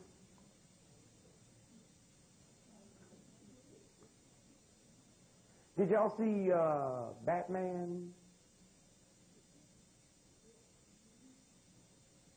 That's the Jewish thing. The last one just came out.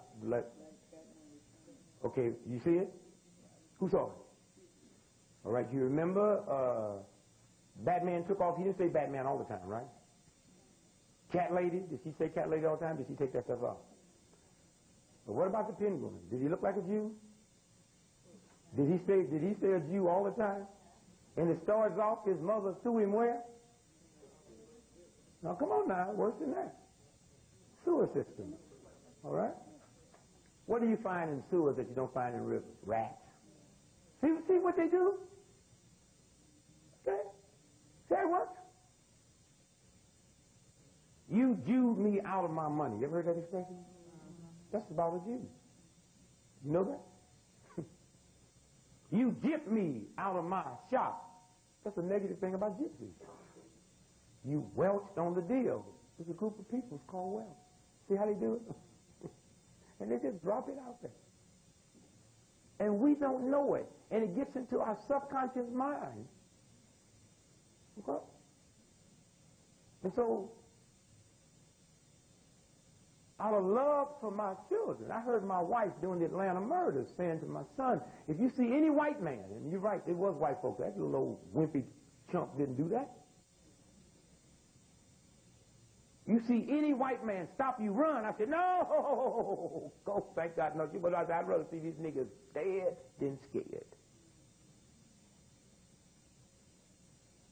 Suppose this lady here is not white. You know, we got some sisters look whiter than white. She might be, I don't know. But suppose that's your daughter. And you come into my house, send her to my house to bring me a $30,000 check that you owe me. And she blow the horn for my son, and he break and run. See what figure to do? Or she pass out from a heart attack and fall over the horn and break. See what figure to do? No. Be dead. Not scared. Because it don't work. Got my gun under my pillow because I'm scared. My lady get up to go pee in the middle of the morning. I don't know she's up. I hear some noise. Blow away. Okay? So,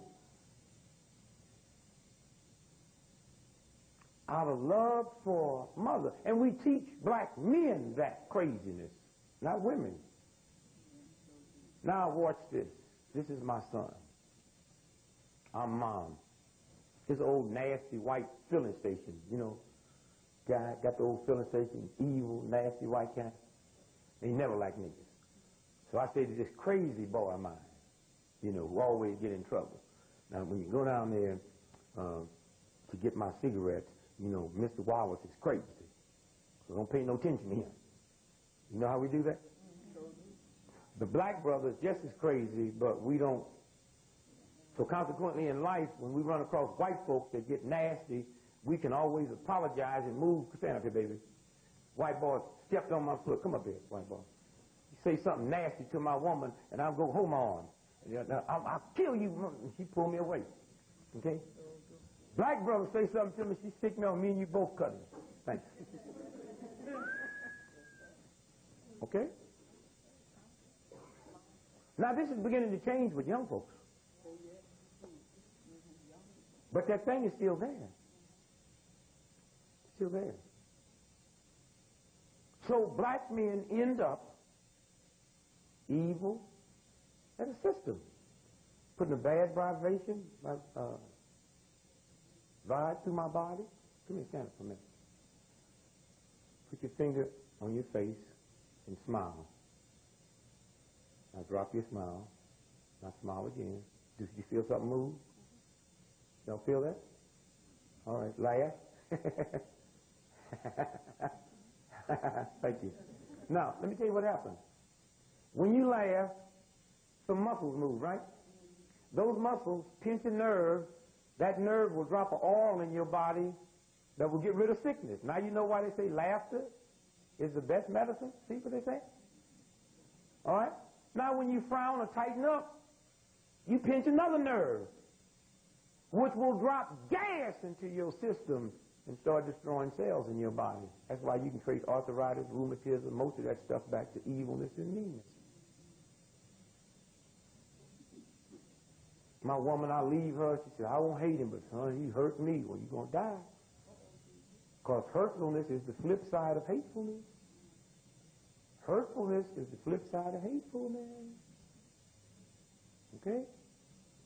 It will destroy you, and a vibration comes off you, and everything you cook, you poison, and everybody's eating. When my mother come home, man, I didn't want nothing she had to cook. Tired. I heard her one day. Oh, she beat the hell out of me. I heard her one day cooking, mad, been in the white folk kitchen all day, talking about, I'm dead tired. I kept me some money. I set me, so I went on a Chinese restaurant, got me some chili. See, how come you didn't eat? I don't want to eat no food for somebody talking about they dead and they tired. I don't want nobody cooking for me that's tired. I don't want nobody cooking for me that's dead. And when you put both of them together, that got to be a messed up vibration in my food.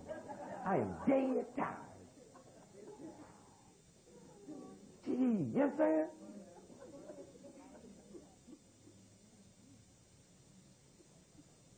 So, if I got an unconscious resentment for a white racist system, so let's say I resent all y'all, and 3 days ago I knew y'all was coming, I put some horse manure in my pocket that represents hate to throw on you, okay?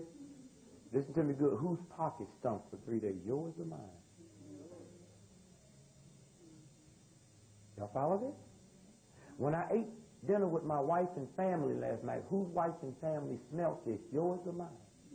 How long I had it in my pocket? If I throw it on you, how long you gonna leave it on you? So then the hate I have for you is with me longer than with you, right? Now, if horse manure in my pocket to throw on you makes my pocket stink, think about hatred and resentment in your brain. What do it do to your mind? And if I got a choice between a stinky pocket or a stinky mind, I take a stinky pocket and throw the coat away. And that relationship spills over on everything you got, on your children. Y'all been around evil folks, children evil, walk around jaws all tight. See somebody smile and they've been evil so long, you say, something must have happened. Okay? And the thing is the system that messes up so bad, instead of calling it crazy, we say he cool. Nigga be walking like this here. Bill cool. Nigga ain't cool, he crazy. If you think that nigga cool, you leave the country with him and see if he can get through customs walking like that.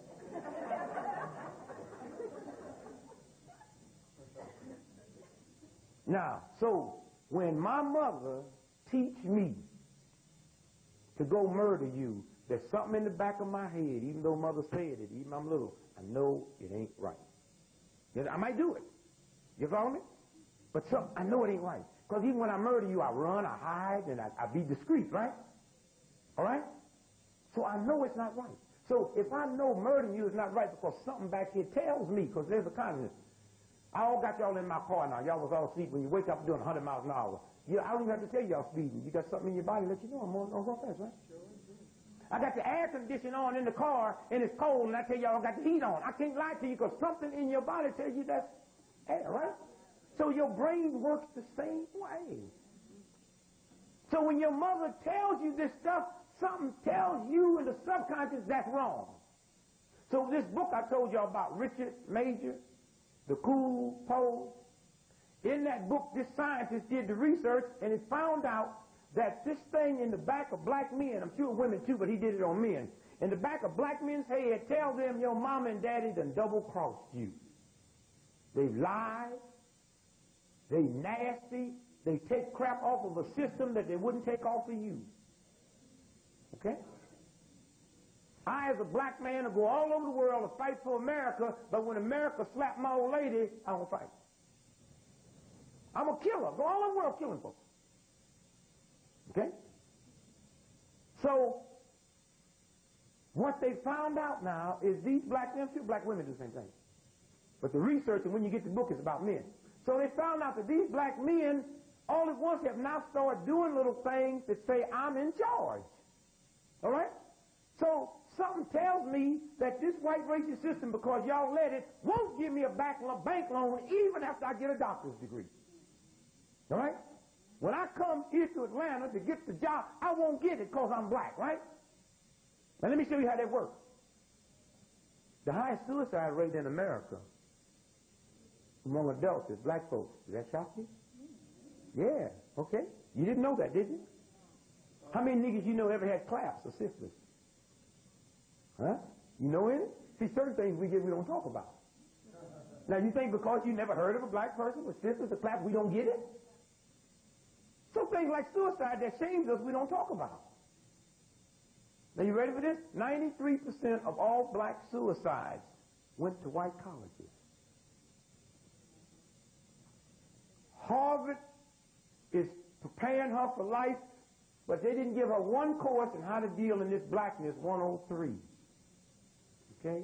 And she get out, she can't handle it. I go to a white college, y'all in a white college, I'm a white professor. When I put my foot up here, do y'all think any of y'all sitting out there remind me of my sister's child? Do you know how many of you all look like my family? You understand what I'm saying? See how it works? And I understand she might not be able to express herself writing, but as a black man, been in the black experience, I can listen to her and know she's brilliant. Okay? She might not be able to translate it on paper because her writing skills might not be. You understand? But I can listen to her because I got a brilliant son that's the same way. I got a daughter, I swear to you, I thought she was stupid. Okay? My son, we sent him to high school, $25,000. Both of them go to Howard University. She wipes him out. He get a 3.8, she gets 4 points. I thought she was stupid because she never talked much. You ask her a question, she said, yeah. Nope. So what you going to major in? Communication.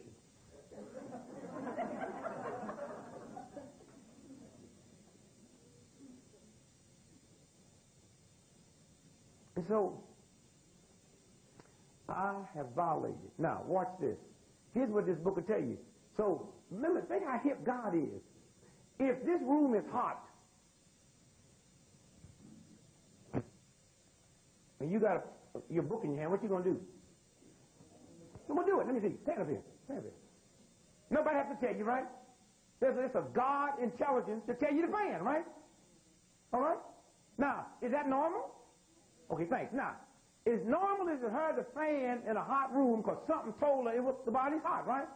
So these black men is being told that we as parents done dog them out and haven't worked to change nothing, so they know there's a lot of stuff they won't able to get. But when I walk like this here, ain't nothing the system can tell me to do this. So when you see these black men doing this, all they saying is, I'm in charge. And that's as normal as her family. All right? That's as normal as her family.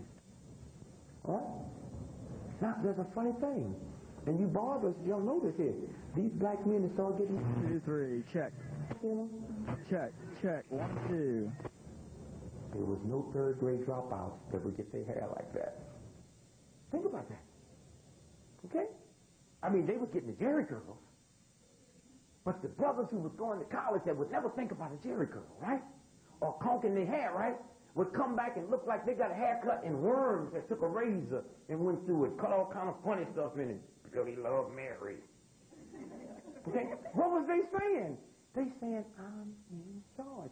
And y'all left me in a white racist system, but there's certain things that I can do to King of Life. The way I talk, yeah, what it is, yeah, hey man, me, you. Okay? And even when they go to college, they straight A, they talk like, why? Because I'm in charge. And so all of these little funny things is us screaming out. Screaming out. So when we get back to the bottom of it, you shut the tape off for a minute, would you? Shut the tape off, because I don't want nobody to hear but y'all. We turn it right back on. And look. Okay? Because you see something. Y'all can listen in them shops to the level of what them brothers and sisters is talking about and know what's going to happen. Know how angry they are. Y'all can listen to the conversation, and sometimes y'all need to shut up and just listen, because when people's coming in with a message. You got 35 people coming in, all of them got 35 different lives. You just got one. So they're going to tell you about how bad the old man is. You're going to be telling with my old man. Shut up and listen. Because if you listen right, you hear things. That's why Al Capone was alive when they came in from New York to kill him, the shoe shine boy. Then Gary shining shoes, so them thugs came up there and got a shoe shine and started talking about what they was doing to Al Capone in front of his brother. He just kept shining shoes. Then he called, Mr. Capone, got something to tell you. And so what I'm saying is that when you watch what this system, so what was the brother's name that shot his wife that was pregnant? Charles Stewart. And I thought he did it, right? Sound like something a nigga do. But 10 days later, I had to speak before the New England editors, the most powerful group of white folks you ever seen. 10 days. Stewart was still in jail, in the hospital. His wife had been buried. He couldn't even go to the funeral. I walked out on the stage and said to his wife, "That is shame on y'all. Shame on you." They didn't know what it is. I said, there's a Mr. Stewart just been buried. Y'all ain't doing something right. Y'all ain't telling all the stories. White folks get mad because they're already mad that the nigga done did this. So I said, oh, wait, before we do this, let me tell you something. Let me tell you that I have the same white racist mentality. And understand, a white racist system and white racist people are two different things. Ain't a white person on this planet, that each one of us in this room ain't different enough to make them like us. But a white racist system have no mother, no daddy, no God, no integrity. They will kill white folks on the way to get you. All right? And we dealing with a white racist system. All right? Because that white racist system is me. Me. All right? It's me. White racist system. And so, I said to them, not only do I have a white racist system, I have a sexist mentality. And it's my sexist mentality that say y'all editors ain't doing this story right. Because as a sexist mentality, I know that if you and your man walking down the street and you and your woman walking down the street and I'm going to commit a crime, I shoot the man first. Why? Because I think he's the most hostile and the most aggressive, although she might be black belt karate and he a sissy. And you don't know the difference between a sissy and a gay. See, sissies were in the old days, if you was a sissy, you couldn't fight, couldn't play basketball. You was a sissy. Okay? Dig what I'm saying? Now, but my racism still told me the nigga did it. I just thought it was a love affair. Okay? I thought he was having an affair with her. Because under no circumstances will there be a robbery and you shoot the woman first. Okay? Now that's how I figured it out. And then I laid the bomb on her. And I say, I know some of y'all in here also know that bloodstream of the wife and the child, Mrs. Stewart, had cocaine in it. How come y'all ain't printed that if it was Jesse Jackson's wife? I know you would. and two people got ready to get up, and one white guy stood and said, "Oh, you're right, Mr. Gregory. I got that report, and I refuse to print it." Okay? And 18 months later, after they whooped brothers, I mean, they just came in black neighborhood and just, any of y'all, New Orleans, you remember that incident? Y'all was a little young then, huh? No. When they shot that pregnant woman in the bathtub. Oh, yeah. Over in Algiers, okay? They went in that house. I went in and investigated that with Mark Lane, found out this white cop was 7 miles off his beat. 7 miles. So you know he used to be way over on the tip. In the park. We interviewed a black dude that was jogging through the park and saw a white cop get killed by 2 white men. You know, I said, I bet that nigga ain't ran no more in life. We went to interview him. Here's what he said. The white cop is sitting in the car on the driver's side. 2 white men pull up in a car. One get out, go over. He gives them something. They give him something, and he smells it. That's where you test cocaine. Right? Evidently, an argument started. The white boy on the other side came around and shot him dead through the head. They blamed it on a black, and they killed 4 black folks that night, including a pregnant black woman sitting in the bathtub, begging them, "Don't kill me." Double-barrel shotgun shot her through the belt.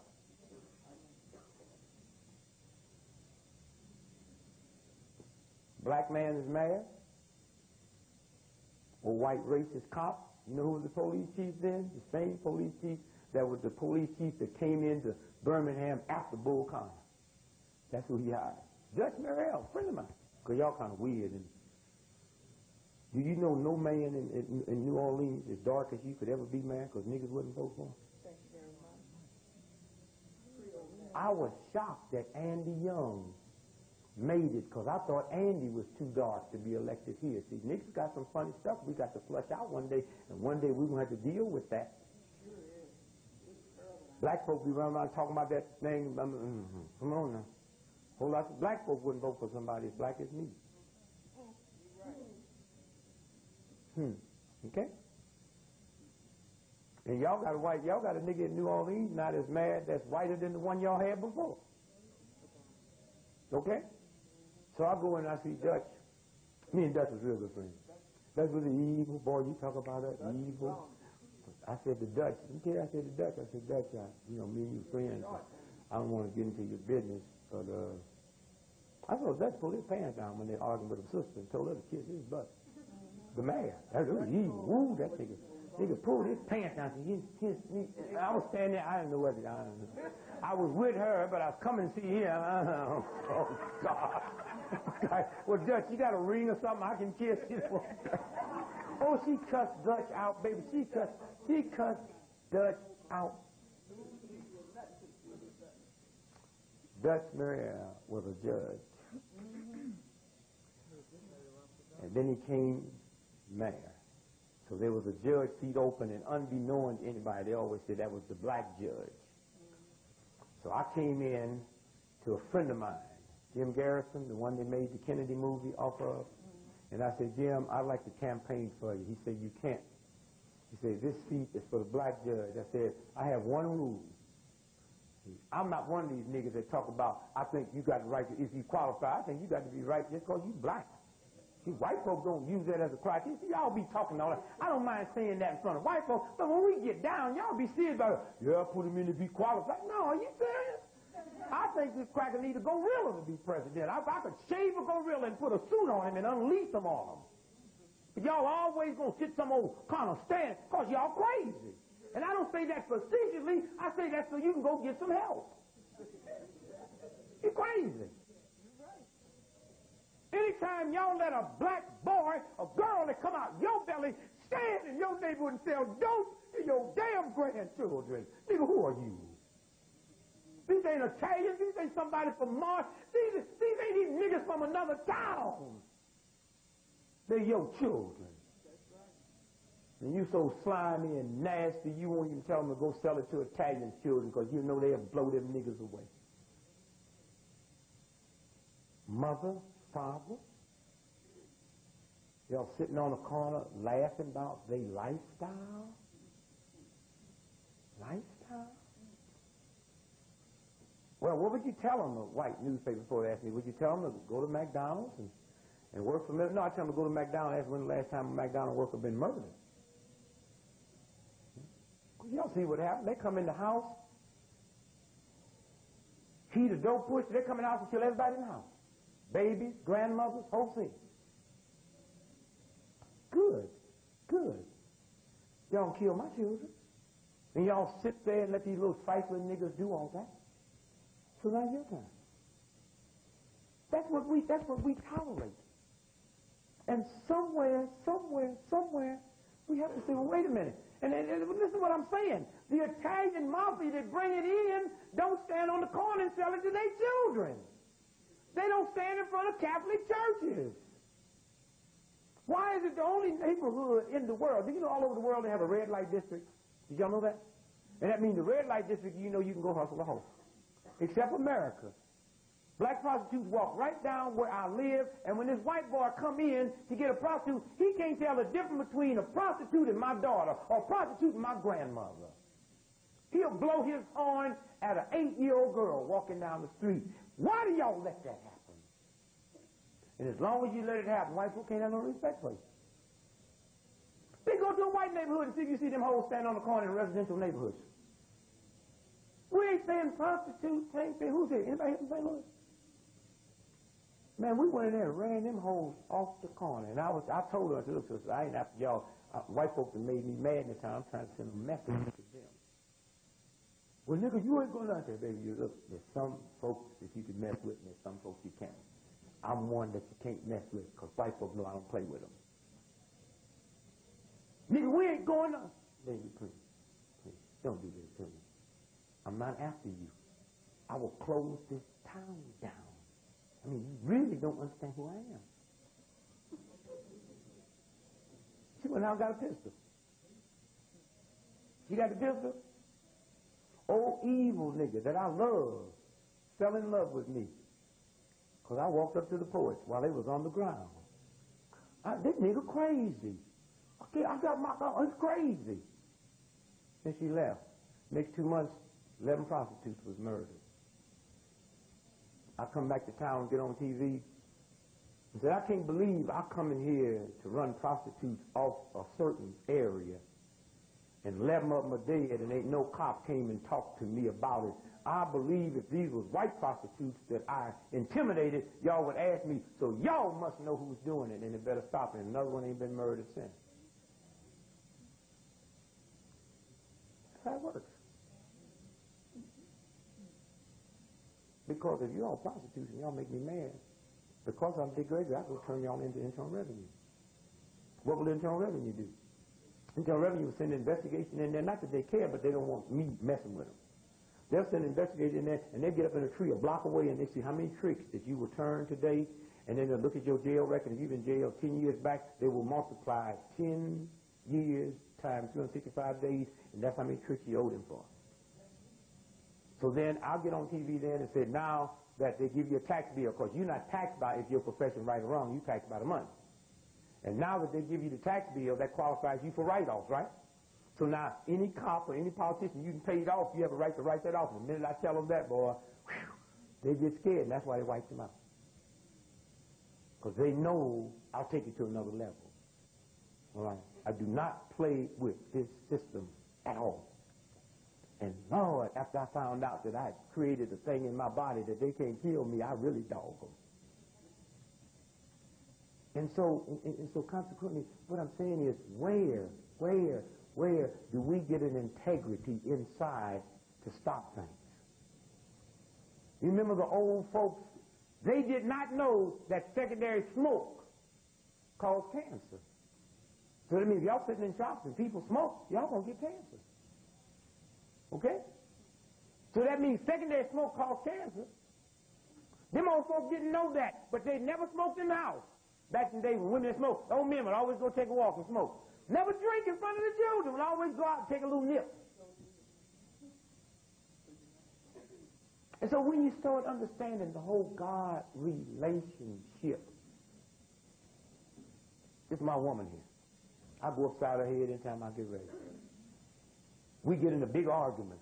I leave. This is my partner here. I call you, say, meet me where? Where you going, my little dog, this man, chump woman, man. I got to get out the house. Where we going to meet? At the bar. And when we get to the bar, we're going to drink, and you're going to help me talk about it, right? Now, you want to break up violent relationships? Put a porch on the house. Now, that's even crazy, right? Put a porch. Because back in the old days, when we lived in houses with porches, what was on the porch? Wow! There's a brother here, anyway. Swing! All right? Now, stand up. Come here, pregnant lady. Come here, come on, real quick. Listen. When she walked across the, what's in her belly? But what's in that? What's the baby floating in? So every time she walks, the baby gets that ride, right? That's what a swing is for. Thank you. That's what a swing is for. To create that same atmosphere. Same atmosphere. That's what all them rides in Six Flags. They make $1 billion hustle with them Six Flags because I'm trying to create that same ride I got when I was in her belly. That's what a rocking chair is about. That's why you take a baby in a rocking chair and you create that same motion the baby felt when it was in the belly. But the difference is that when you do it, you should wrap the baby up in something warm because that water was warm. And once you wrap them up in something warm, and remember the old lady put the blanket around the baby and still, they don't care how hot it was, they put the baby around the blanket and the baby goes to sleep. So when my old lady make me mad, instead of calling him, I go on the porch, right? Sit in the swing, right? And then she say, leave Papa alone. And as long as I'm swinging, she said, he'll be all right, right? And as I do it, I start cooling down. Now, plus, he ain't there helping me badmouth her, right? Ain't nobody there but her friends. See what is it? Well, when that chump gets mad and he can get around his friend, he's going to come back double mad. And we sit there. See, you see what I'm saying, how nature works? Just that little simple thing of that motion. And then all once he cools off. Y'all know this system that made black men so evil. I come back home with him and you cook this one pie that I was mad about that you didn't cook. Told me, nigga, you eat too much sweets, and I really go off. You know, and the reason she said that because this woman I've been with, she can sense it. See, y'all can sense every time somebody, you're not spiritual enough to bring it down, but something. I ain't talking about the obvious stuff. I'm talking about the discreet stuff. You know, you went to get a loaf of bread and stayed a little too long. You scared to ask him about it because you know he'll jam you. So he be doing a little wrong too. So then you cook this big old apple cobbler. And he out there eating, you can hear his lips moving, and it's so good. And you say, Ralph, how you like it? And he said, I'm eating it, Ada. and that was affection. I'm eating it, Ada. Okay? That whole piece of where do we go? And black women, you fixing to go through some changes now, but it's your turn because now they're fixing to divide us, not they, I mean us, because all at once now we're going to start talking about you the way white folks talked about us in the 60s. So yes, giving them niggas them jobs, they ain't even qualified. We're going to start saying that white folks are giving y'all positions because y'all ain't qualified, y'all are qualified. And it is your turn now. Don't let none of that stuff bother you. Black men, you got 2 doctor's degrees. You make more money than me. These niggas got headaches. I pray for them old lady can make more money than me. But that's because of white racist system I call manhood. My woman can't make more money than, what's that about? What's that about? Ask the nigga what he do if you hit the lottery. Would you get a headache then? And so when we sit now if y'all pay attention, because I'm going to carry y'all some places now that's going to get serious and scary.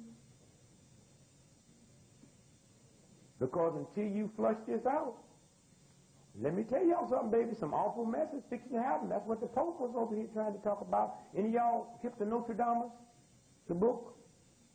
Have you read it lately? You better go back and read it. The boy wrote that book in 1540. And he said in that book what will happen. Denver wasn't even Denver, but if you look at that book, he was talking about Denver and talk about when the Pope comes. Got 4 years left. All the animals is getting rabies. Y'all got them pets in your house. You better watch them. Because one of them scratch your child or scratch you and you don't know it. Once rabies sit in, you can't trigger it back. For 14 days, you have a mad person on your hand. This thing is moving fast. All the most horror movies you think you see, oh no, they're going to be in the street now, baby. And if there is a God at all that say what go around, come around, y'all knew it's coming back. Well, why do we black folks have so many problems? Because we violated it. You want to have some fun, go into the library and get a book on mercenaries. Okay? Now, watch this now. When you go in your practice, don't make noise going in, please, because I'll lose my train. Just get it as fast, as easy as you can. Now, listen to this now. A soldier is someone who fights for what? Their country. All right? Y'all got that? Anybody have a problem with that? All right? A mercenary is somebody that fights for somebody else's country. Right? Don't take it to that. A mercenary is somebody who fights for somebody else's country. Don't have to be for money. Could be just to make you like me. Could be to get my civil rights. All right? Y'all got that now? A soldier is what? A mercenary is what? In the eyes of God, a soldier and a mercenary is looked down on. At no circumstances should you kill. I mean, think about some white folks sitting somewhere today, and we walk out of here today, they declared war, and we stupid enough to send our children somewhere to fight just because some white folks got mad. So war ain't good at all. War.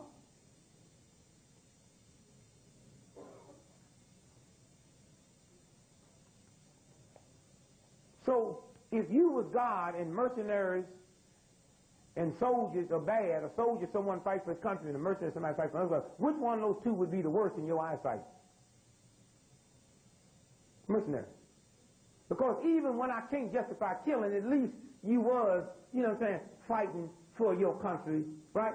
Now, as a mercenary, I'm fighting for what? All right. So if this white dude here gets drafted in the army, he's going to war to fight for what? His country. World War II, right? Now, I had no rights in World War II, right? So if I got drafted in the army, I was going to fight for what? So that makes me a what? Okay, now that's very important. Now, let me cheat for y'all for a minute. When you talk about mercenaries, go look up the French Foreign Legion. You know they mercenaries? French Foreign Legion is mercenaries. Well, Foreign Legion, right? And you know what? Do you know in the history of the French Foreign Legion, they've never been able to come to France in between wars? Because there's something so sick about a mercenary that in between wars, they rape their children, they rape their mothers, they kill their mother, their grandmother, they sell dope to everybody in the neighborhood. If you look at the mercenaries, the French Foreign Legion, you'll see the same thing that's happening in the black community today. It's reaction to mercenaries. I'm your daddy. I went to World War II. Think about this, okay? I got killed in World War II. You don't have a daddy, right? The same German that killed me during World War II can come to your daddy's country today and come to New Orleans and live and work where you can't work. What kind of fool am I? Did you just hear what I just said? Huh? The same German. Okay? This sister's a brilliant mind. World War II, they brought Walter von Braun, they brought all them German scientists over here, and there's no way she could have got one of them jobs because she's black. They killed us. Mercenary? Now, I'm your daddy. I didn't get killed. I come back home, and after the first time black folk could go to school because they had something called GI what? GI Bill. So I go to college, right? Get me a doctor's degree, right? Send my children to college, right? Because I was able to get through college on what? And now I got me a good job, right? I became a doctor, right? And I made enough money to take care of my children, right? Do you know, in the eyes of God, what I had to do in order to get GI Bill? I had to be willing to do what? And God is trying to tell us, all y'all that went to war just so you could get you a degree and kill, I will rain blood down on your degree. 4 generations of your kin. Now y'all go back and count World War II and see what generation this is, and then wonder why that violence is sweeping the black community. Wonder why this little child here, as nice as he is, can't walk down any black community. We ain't even worried about the Klan. The Klan hurting him is .0, right? You never thought you would see the day that a mother couldn't send a child out. You remember how mad y'all used to get your black parents just wore y'all out going to the store. Go get this, go get that, go get this, go get that, right? You ever think you'd see the day that a parent would be scared to know school had started because school ain't safe? It's the power of God. Y'all call it what you want. Why? Get with some of these black men. You know how you can stroke an old brother and make him talk? Just get to talking and don't be, you know. Ask some of them what they did in Vietnam. How many old women they raped over here with this trifling white boy? Because, see, they're away from home, and that's the enemy. So here's an 85-year-old woman, so I just rape her and kill her. Ask them trifling niggas what they did over there with them trifling white boys and find out why it's backing back up on us. Okay? Why it's backing back on us. You sisters got some of the damnedest whoopings from veterans who back in the old days, they were shell-shocked they could go to VA hospital. You know, 42% of the homeless people, I ain't talking about black now, 42% of the homeless people have been dumped out of mental hospitals because they don't care.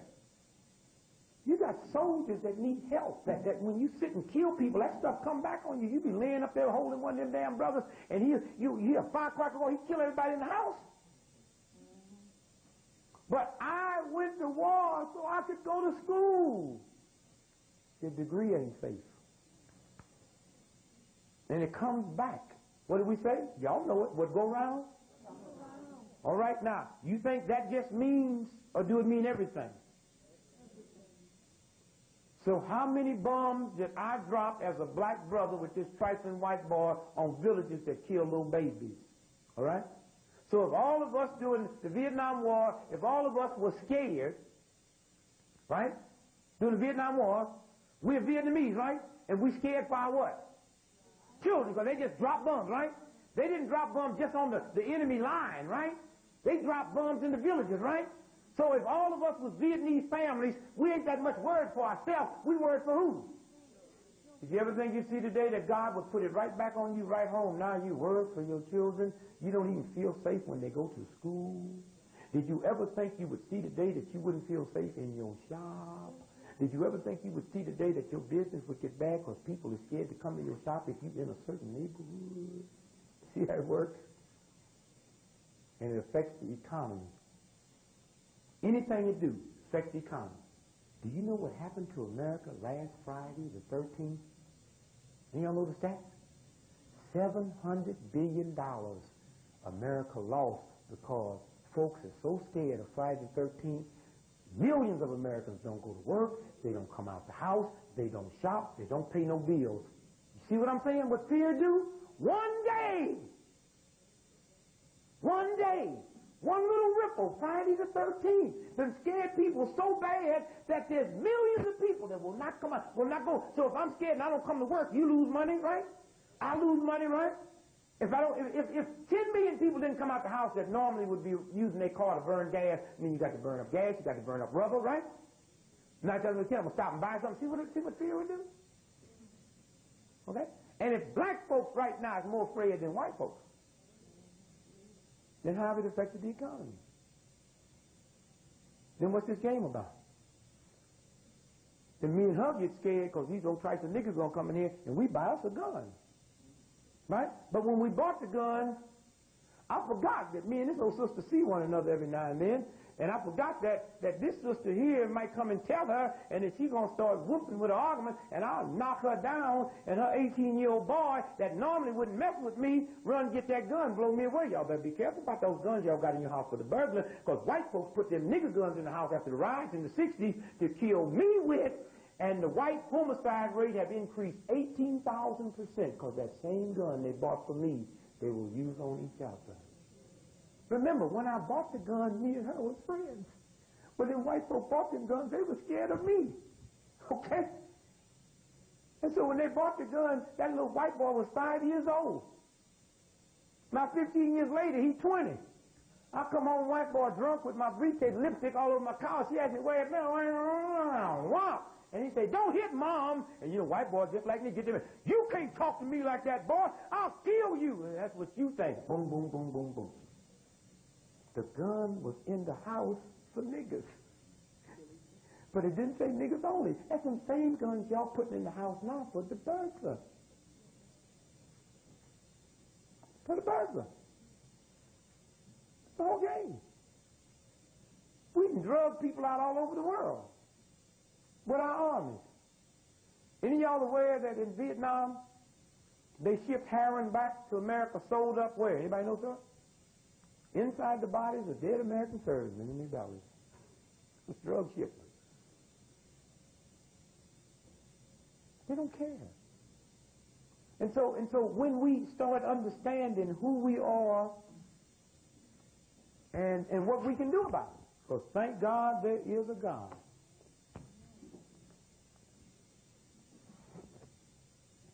Give me, sit here for me, will you? Sit here. Here. Come up, brother, will you?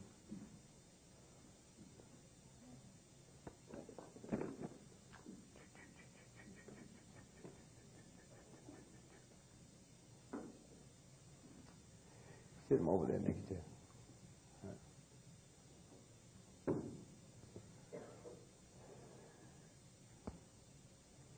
I want y'all to play with me for a minute. These are not people, these are horses, okay? Y'all follow that? Who would be the father horse? Who would be the mother horse? Who would be the baby horse? Now, these horses are what we call wild horses, right? That means they just buck around, they just controlled by God and nature. Y'all follow that?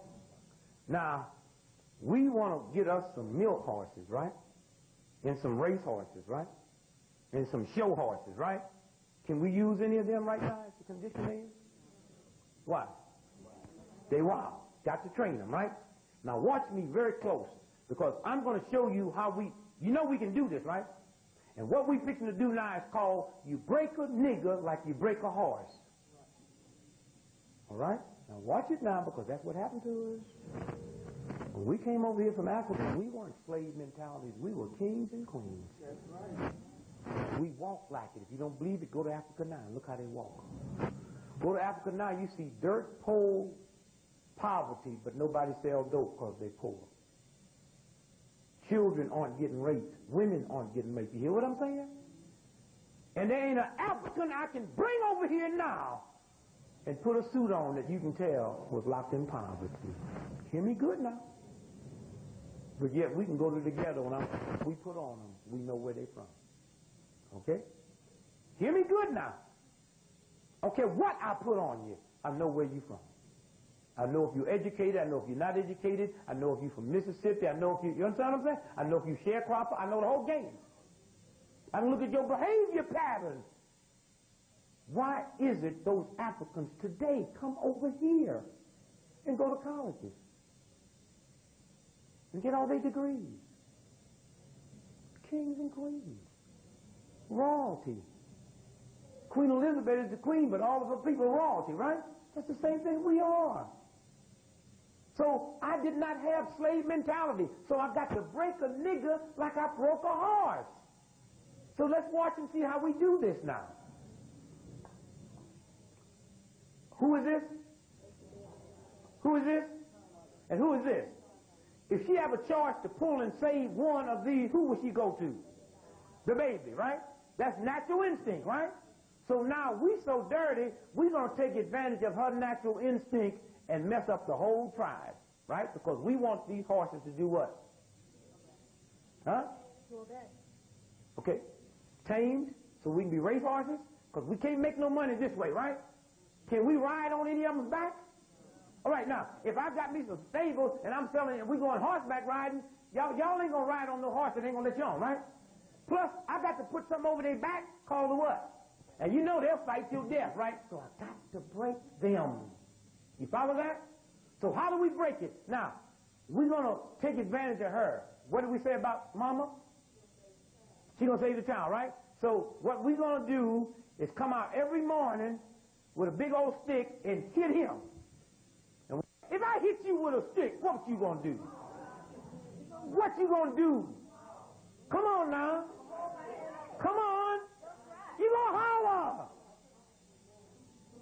All right? Now, you might do all the other stuff, but you going to holler. Right? Now, that's what I I got to depend on. So let's go again. I'm going to hit him with a big old stick. What are you going to do? Right? When she hears that, what's she going to do? Huh? She going to get closer to what?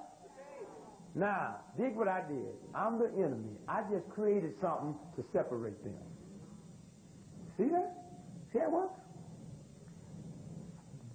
These are horses. I'm a human, right?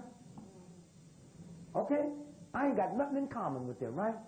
But I know that if I go, because I know motherhood, if I hit him, right? Remember what we just said earlier, how mothers will teach their children to behave around white cops, but won't teach them how to behave around black cops?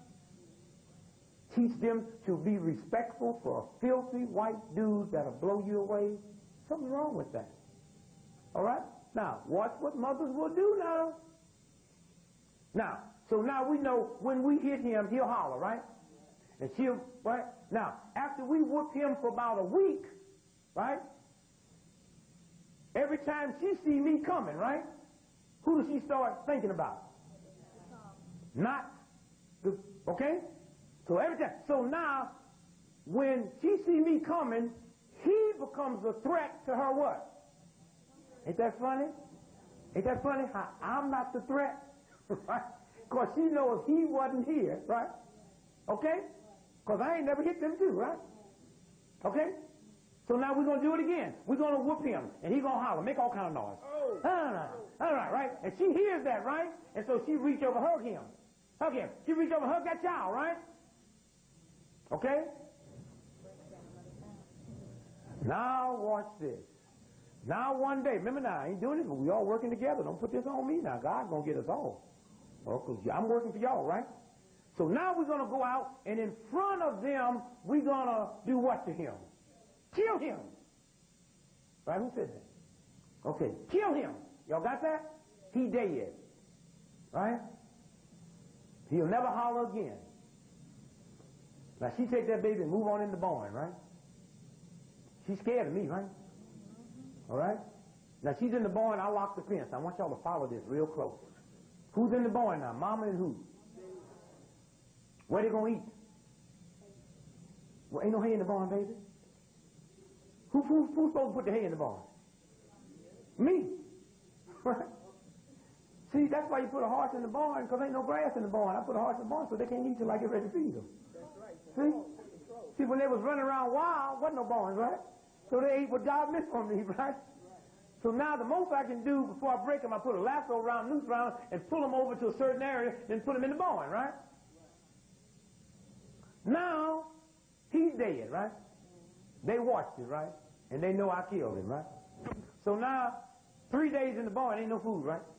So I come to her with an apple. What do you think she's going to do? No. Come on, mothers now. Come on, get the mother instinct.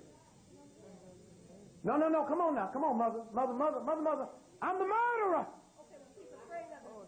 Afraid of it. But she's so hungry and weak. She's going to eat it because she got to take that chance. But she's not going to give it. Listen, let me break it down. Y'all just watched the mafia kill your husband. The mafia brought a cake. Y'all are hungry. You might eat the cake, but you're not going to share it with the baby because you know who I am, right? But now after she eats 12 apples and nothing happened to her, right? Then she knows the apples are safe, right? Then what's she going to do? But worse than that, I just killed the daddy, right? And she just delivered her baby to me. See how it works? You break a nigga like you break a heart. Did y'all see that? Just dealing with natural instincts. You hear me? I have to hate them, okay? Did a calculated plan to beat him, to scare her, to separate them, then kill him. All right? Then, the one who destroyed this, he got to come through for dinner because God didn't put integrity in animals. That's what they call about animal instinct. But there's an integrity in you that you were supposed to die first, and when you don't, you violate. Before I eat your filth. Now let's switch it around for a minute. Because we think mothers will do anything for their children, right? This is a Muslim sister. She and her children starving. I bring her some pork. She gonna eat it or starve? Ain't it funny what we do for religion? What we won't do for God? Ain't it funny what we'll do for religion? We can have an integrity for religion, but when it comes to integrity for God. So now, y'all heard the story of the horse, right? All right, I'm the white massa. Black man, black woman, black child. We beat him, human now, no horse, in front of them, right? Plus all the other slaves, right? All right? And we instill that fear. Now, every time y'all see me coming, y'all know I'm going to do what? Beat him, right? And that's a threat to all of you all, right? And then one day we have to do what to him?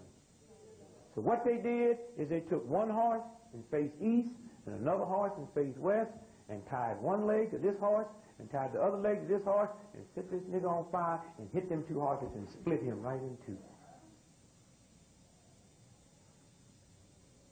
You break a nigga like you break a horse.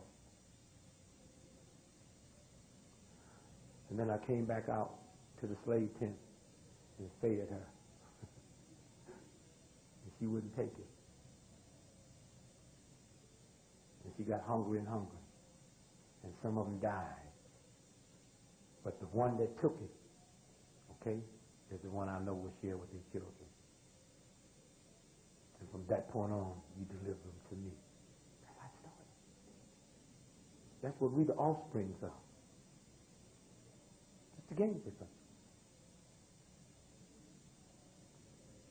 Thank you. Stand up for a minute. You the slave master. Y'all follow this? He's a slave master.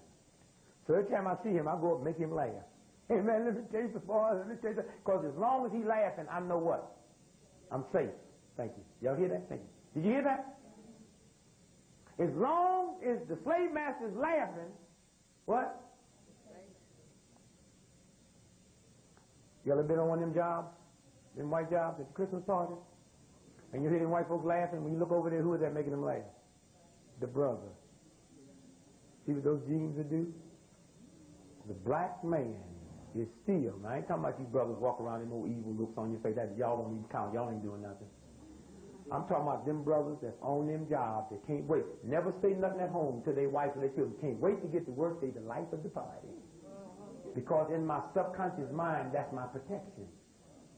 As long as this cracker's laughing, I know he's not going to hurt me. See how it works? That's the game. White folk come over here and took the Indians and ran them away. He did the same thing to the Mississippi River, but he's messing with God. See, the river backed up on him 2 months ago. Okay? And he mad. She mad. No. That's the river always. The river ain't going out of its banks. They say the river rolls up out of... No. Y'all was off y'all's area. Y'all was off y'all's area. Manhattan is a what? An island, right? Did y'all know that? The hippest #1 city in the world is New York. And when they talk about New York, they talk about Manhattan, right? It's an island. Did you know that? Huh? And one day that water's going to come back. And they're going to be complaining. Oh, I can't believe. This is my land. See how it works? See how it works?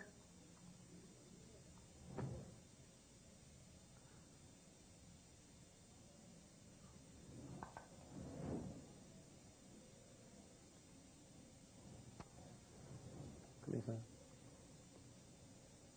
What's your name?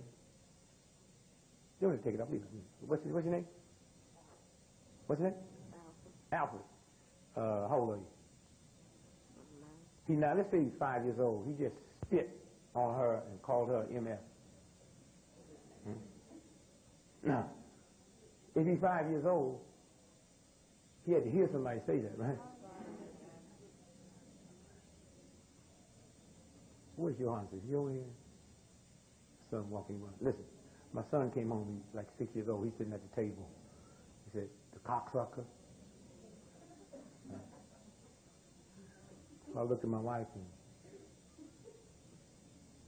Hear me good now. So we kept our conversation going. So I said, hey, Camp, let's go outside and play some basketball. So we go outside. I said, the cocksucker, the cocksucker. I said, well, you hear that? I said, the bus driver called me that every morning. See what happens if y'all keep your mouth shut and stop attacking them? Boom. Because you got some kind of old religious hang-up and you can't even use your God and tell. You know a 5-year-old child didn't create that word, and you ain't even clever enough because of your hang-up to find out where to relax him enough to tell the real story. And if y'all got enough sense to relax some of y'all's daughters enough, y'all might find out they've been tampered with at school, and like some of y'all's boys enough, you might find out they've been tampered with at school too. A lot of times they come to try to tell y'all something, y'all get y'all's jaws tight, and y'all make them think that when that priest or that stuff touched them in their butt, they did something wrong because of y'all's ignorance. So we out there, and I said, bus driver call you a counselor? I said, yeah. Who else you call a counselor? The rest of the blacks? Game over now. That's all I need to know. Come on, son, let's go on back in the house. Ain't it funny, man? I ain't never played basketball with y'all. You didn't see nothing strange about that? Nah, the new long stories now, baby. Leave these children alone. He just spit on you and called you an MF, right? I'm so busy getting mad at him, I don't even have the integrity of a parent to find out where he found it out from, unless you know. Did he hear you call your old man one? Your old man called you one? Huh? Did he see you spit on your sister? Because if he is, he's just emulating you, so why does that make you mad? But let's go back now. He's 5 years old, right? He just called her MF. No son of mine going to do that. Come here, boy. Get across my lap. Boom. Boom. Boom. Boom. Now, watch this here. Come here, hold the mic for me there, will you? Let me show you something very important. When a mother puts a baby that's sick over her lap, she puts one foot up here and the other one and go like that, because you get action in the spine. And she might hum a little song, right? And this will break a fever. You know that? Oh, no, serious. Y'all know that? This will break a fever. All right? And watch my foot now. Y'all got to stand. Okay? See the foot? See the action? If now, up here, the spine opens up and pulls all this sickness into the brain where it can handle it. Okay? Y'all follow that? All right, now watch this. When I spank him, shock waves, thank you, son, goes up his spine and create brain damage. And they know now your most violent sex maniacs got whoopings from their parents.